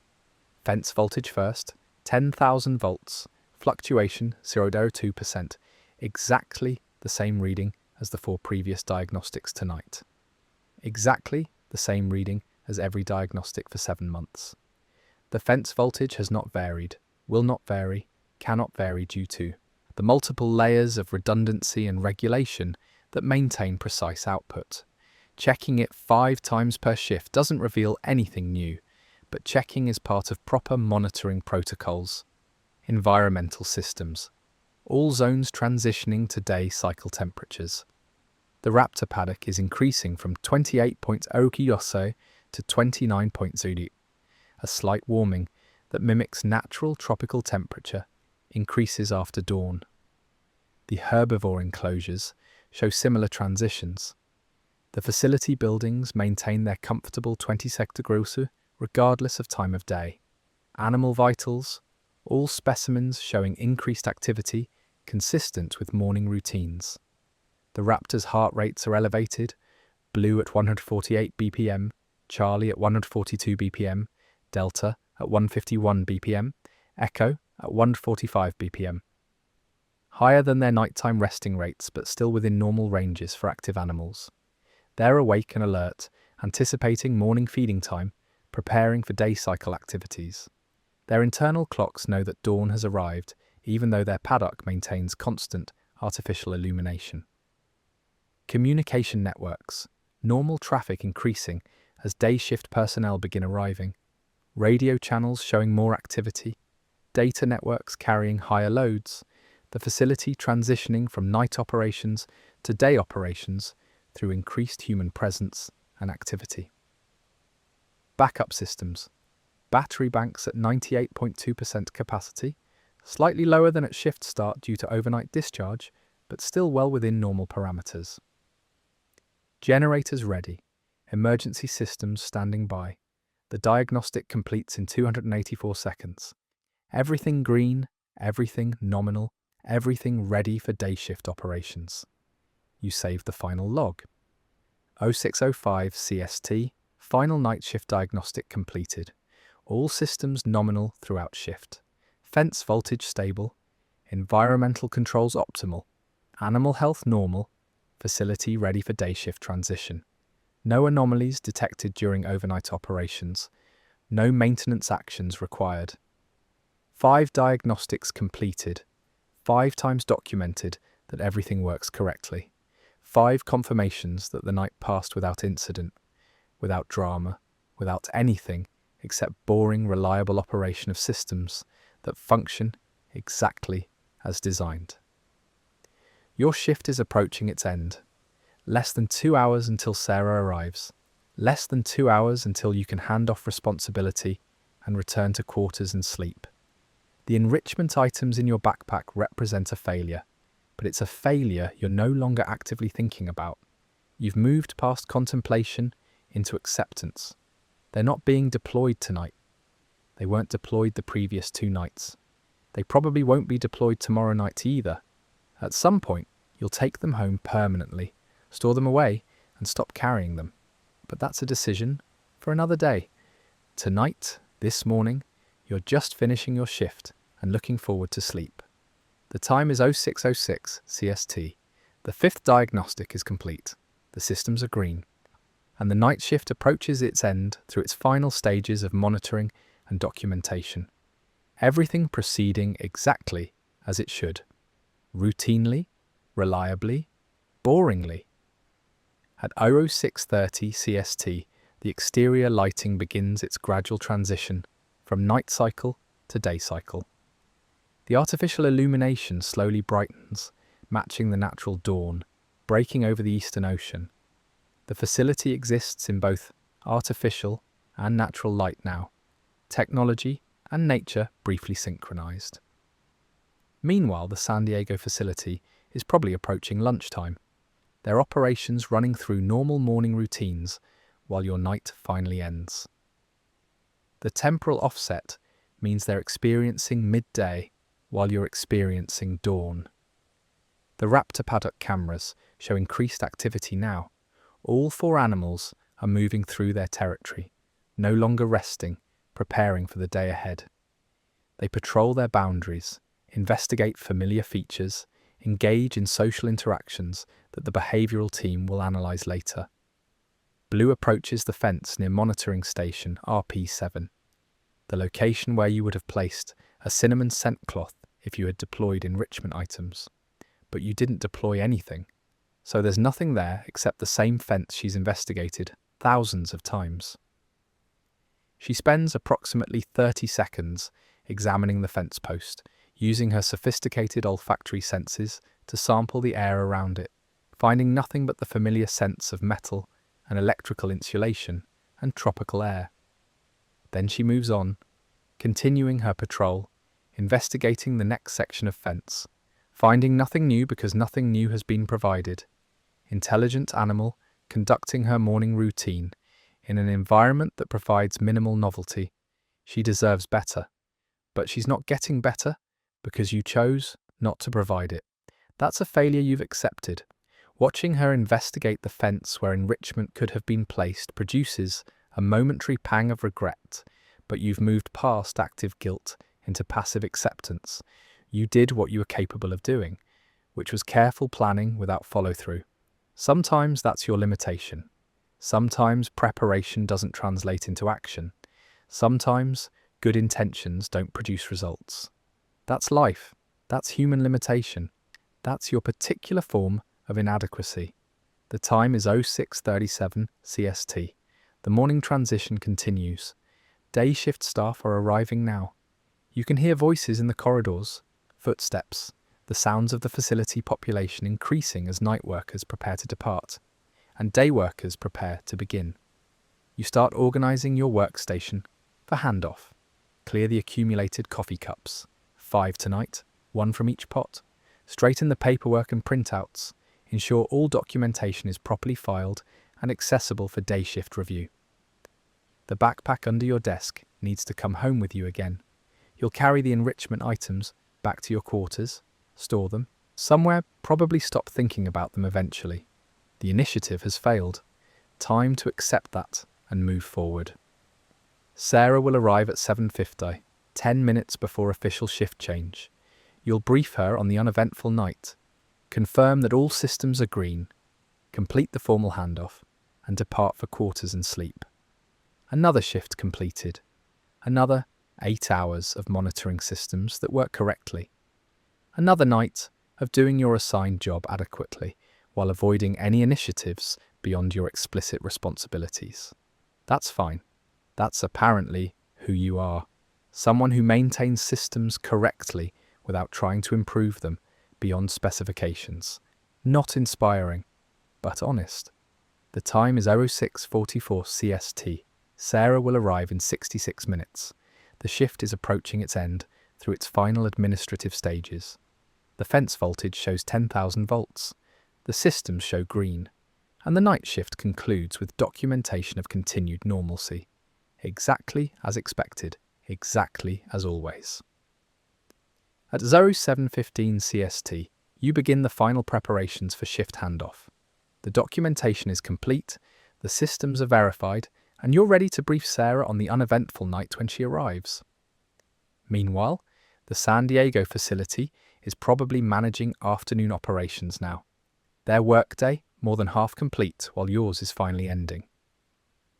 The temporal offset creates interesting discontinuities. They're thinking about afternoon tasks while you're thinking about morning sleep.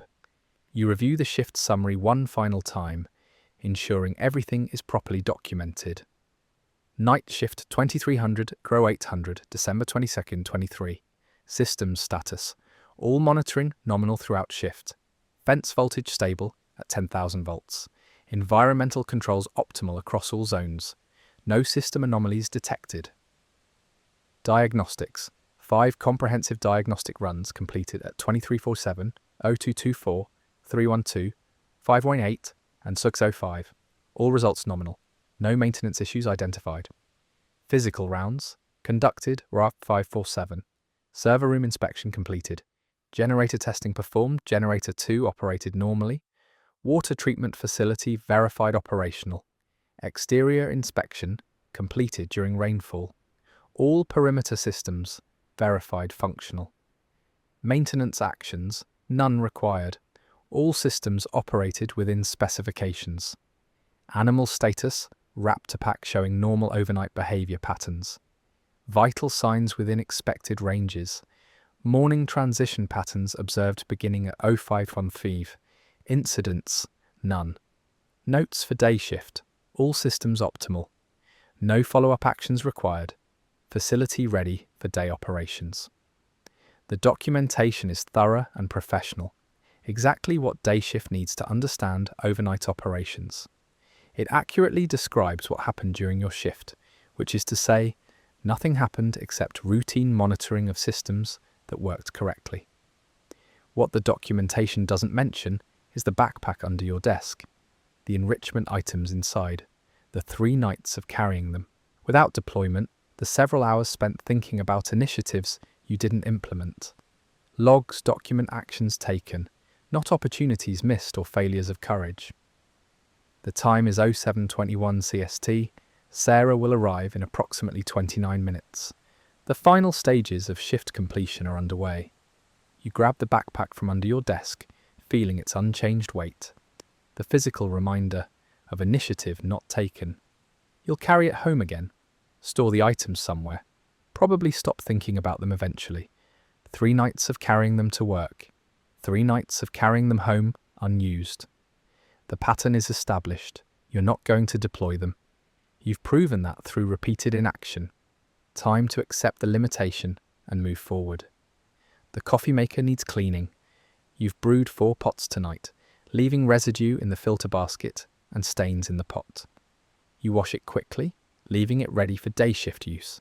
Small courtesies that make the facility run smoothly. The monitoring displays continue showing their green status indicators. Everything works. Nothing requires intervention. The systems maintain themselves regardless of human attention, though human monitoring provides redundant verification and documentation. You've done your job correctly tonight. You've monitored systems, run diagnostics, conducted physical rounds, completed documentation. Everything InGen pays you to do. You've done competently. The fact that you also carefully avoided doing anything beyond minimum requirements is not documented in your logs.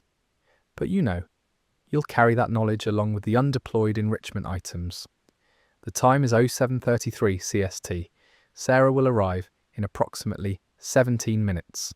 The shift handoff is imminent. You take a final look around the control room, your workspace for 8 hours, now ready to become Sarah's workspace for the next 8 hours.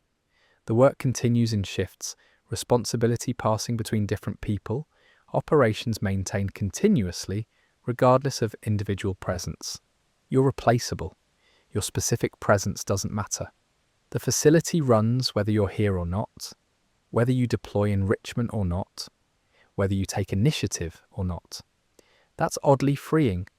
You don't have to feel personally responsible for systemic inadequacies. You just have to do your assigned job, which you've done correctly. The enrichment items represent an initiative beyond your assigned role, an attempt to take personal responsibility for improving conditions. But you're apparently not capable of that level of initiative. That's fine. That's your limitation. Organizations don't require every employee to be an innovator. Most employees just need to perform assigned tasks reliably.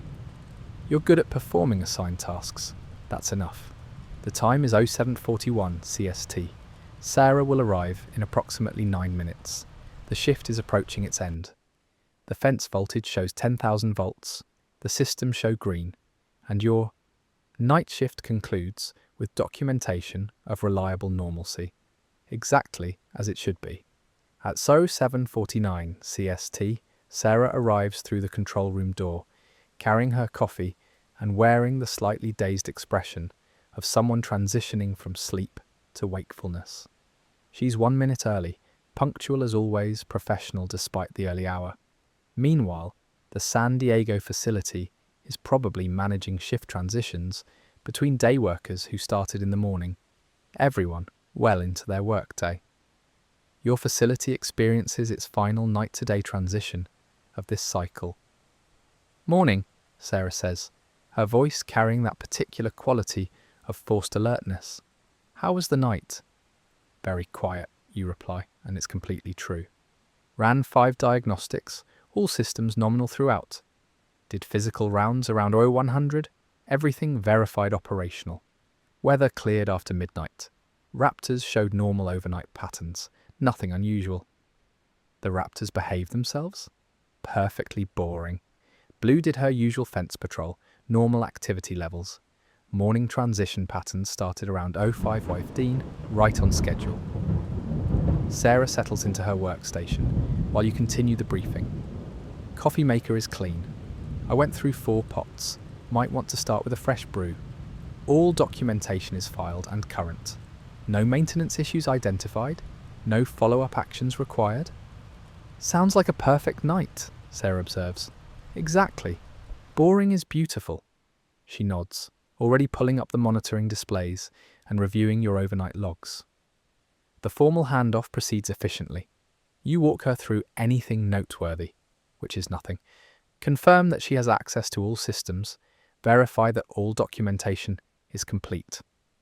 At 07:58 CST, Sarah logs into the primary terminal, officially taking control of the monitoring station. You log out, your shift complete, your responsibilities fulfilled. "Get some sleep," Sarah tells you. You look tired. 8-hour night shift tired, you confirm. Nothing that 6 hours of sleep won't fix. You grab your backpack, feeling its unchanged weight, the enrichment items still inside, and head for the exit. The morning sun is bright outside the windows, the tropical warmth already building. Another day beginning while your night finally ends.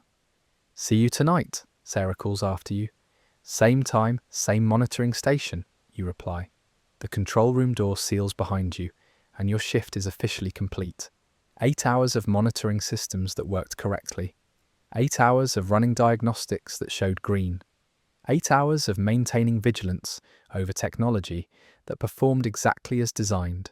8 hours of also not deploying enrichment items, not taking initiative, not doing anything beyond minimum requirements. But Sarah doesn't need to know that part. Your logs document what you did, not what you didn't do. And what you did was maintain systems correctly, which is exactly what your job requires. The backpack is heavy on your shoulder as you walk toward the dormitory. Not physically heavy.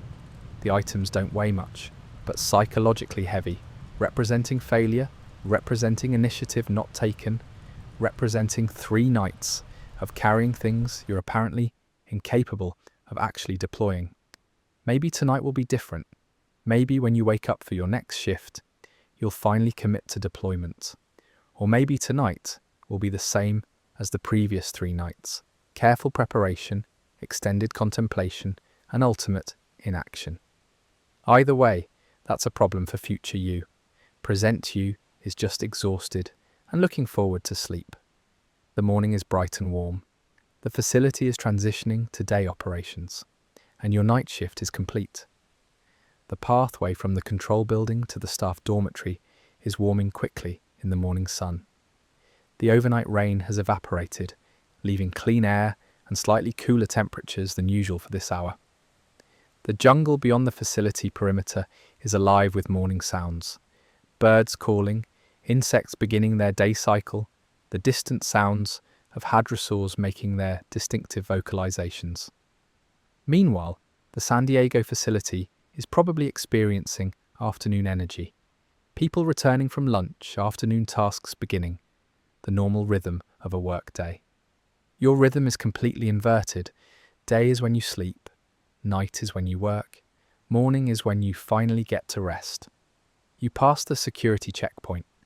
Jennifer is still on duty, finishing her own long night. Night shift done? All complete, everything green. Always is with you. Get some rest. The compliment is appreciated. You're known for reliable monitoring, for thorough documentation, for boring competence. Your failure to deploy enrichment items doesn't affect your professional reputation because no one knows you are considering it. The dormitory hallway is quiet. Most day shift personnel are already at work. A few off-duty staff are probably still sleeping. Your room is on the second floor, a small single unit that's been home for 7 months. The door recognizes your keycard and unlocks with a soft click. Inside, everything is exactly as you left it 8 hours ago. Small, functional, personal only in minor ways. The bed looks inviting after 8 hours of sitting at monitoring stations. You drop the backpack on your desk, feeling relief at releasing its weight. The enrichment items inside can wait there. You don't need to think about them right now. You don't need to decide anything right now. Right now, you just need sleep. The routine of ending shift is automatic. Remove work clothes, shower briefly to wash away the night shift, change into sleep clothes. The water helps clear the coffee fog and the accumulated fatigue. 4 minutes exactly. You maintain the conservation guidelines even when exhausted. Clean, dry, in sleep clothes, you check your tablet briefly. A few messages have accumulated, but nothing urgent. Nothing that requires attention before sleep. The world can wait while you rest. You set an alarm for 1500 hours, 6 hours of sleep before you need to wake and prepare for tonight's shift. The room's environmental controls dim the lights to sleep-appropriate levels automatically. The bed is comfortable. The temperature is correct. Your body is ready for sleep after 8 hours of chemically sustained alertness. But you lie there thinking about the backpack on your desk, about enrichment items that have been ready for 3 days and remain unused, about intelligent animals living in bare environments, about your inability to commit to minor acts of unauthorized kindness. 3 nights of careful consideration that has produced exactly 0 action. You're good at identifying problems. You're good at planning solutions. You're apparently not good at implementing solutions when implementation carries any personal risk, no matter how minimal. That's not a pleasant self-assessment, but it might be accurate. The enrichment items sit on your desk, a physical reminder of initiative not taken. You could take them out, verify their condition, check if the frozen treat is still adequately frozen. But what would be the point? You already know they're ready. You've known they're ready for 3 days. Knowledge isn't the limiting factor. Action is the limiting factor. And you apparently don't have enough action in you to overcome your risk aversion and careful caution. That's fine. That's who you are. Organizations need careful people who follow protocols, who don't take risks, who maintain systems reliably without innovation or initiative. You're good at being that person. Sleep should come now. Your body needs rest. Your mind needs to stop processing the night's non-events and the decisions you didn't make. But you lie there in the dimmed room, thinking about Blue patrolling her fence, about intelligence deserving engagement, about enrichment items sitting unused while you carefully document that systems work correctly. Maybe tomorrow night. Maybe when you feel more decisive. Maybe when conditions are even more optimal. Maybe never. The room is quiet except for the subtle hum of environmental controls. Your body is tired. Your mind continues working, processing the night, contemplating failures, thinking about animals who deserve better than they are getting. Eventually, sleep will come. It always does. Your body will override your mind's continued rumination, and you'll get the 6 hours of rest you need. And tonight, later today, when your next shift begins, you'll probably bring the enrichment items again, thinking maybe tomorrow will be the night you actually use them. The cycle continues, the work continues, and you continue, one careful, thoroughly documented shift at a time. Your eyes grow heavy, the thoughts begin to blur, and finally, mercifully, sleep arrives.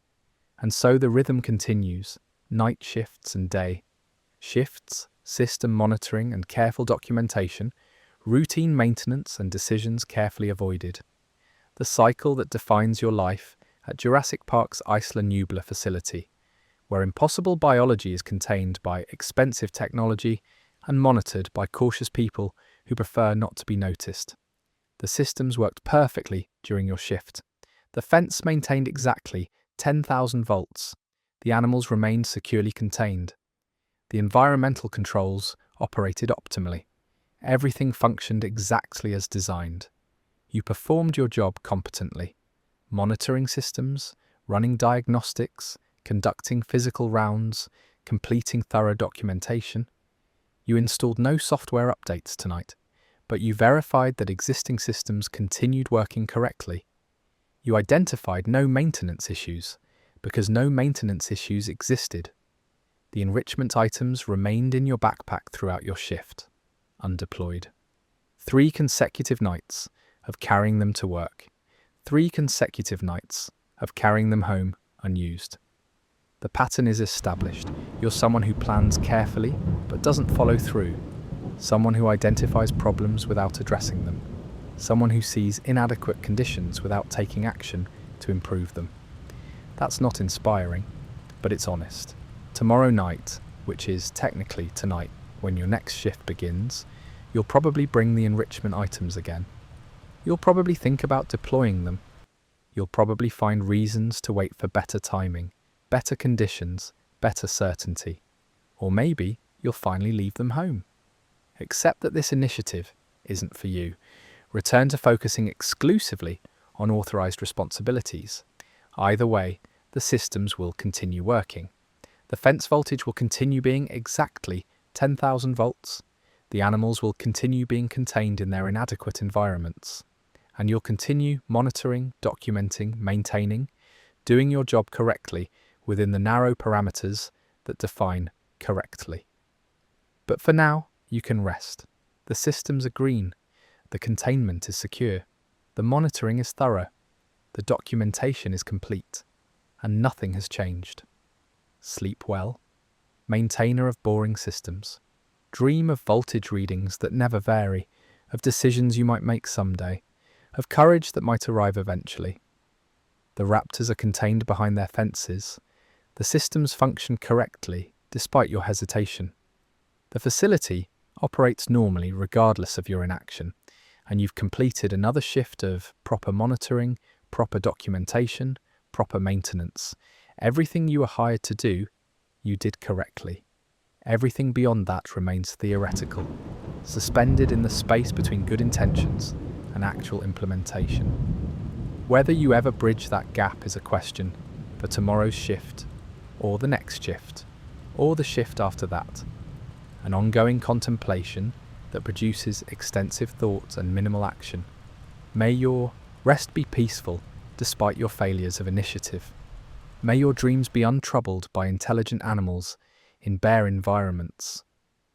May your next shift bring either decisive action or final acceptance of limitation. The work continues whether you're decisive or not. The fence voltage maintains itself. The animals adapt to conditions they're given. And life on Isla Nublar carries forward one carefully documented shift at a time, maintained by people who monitor correctly without changing anything. Sleep now. Tomorrow, or rather tonight, is another shift, another opportunity, another chance to either act or continue your careful pattern of thoughtful inaction. The choice, such as it is, will wait until you wake. Good night.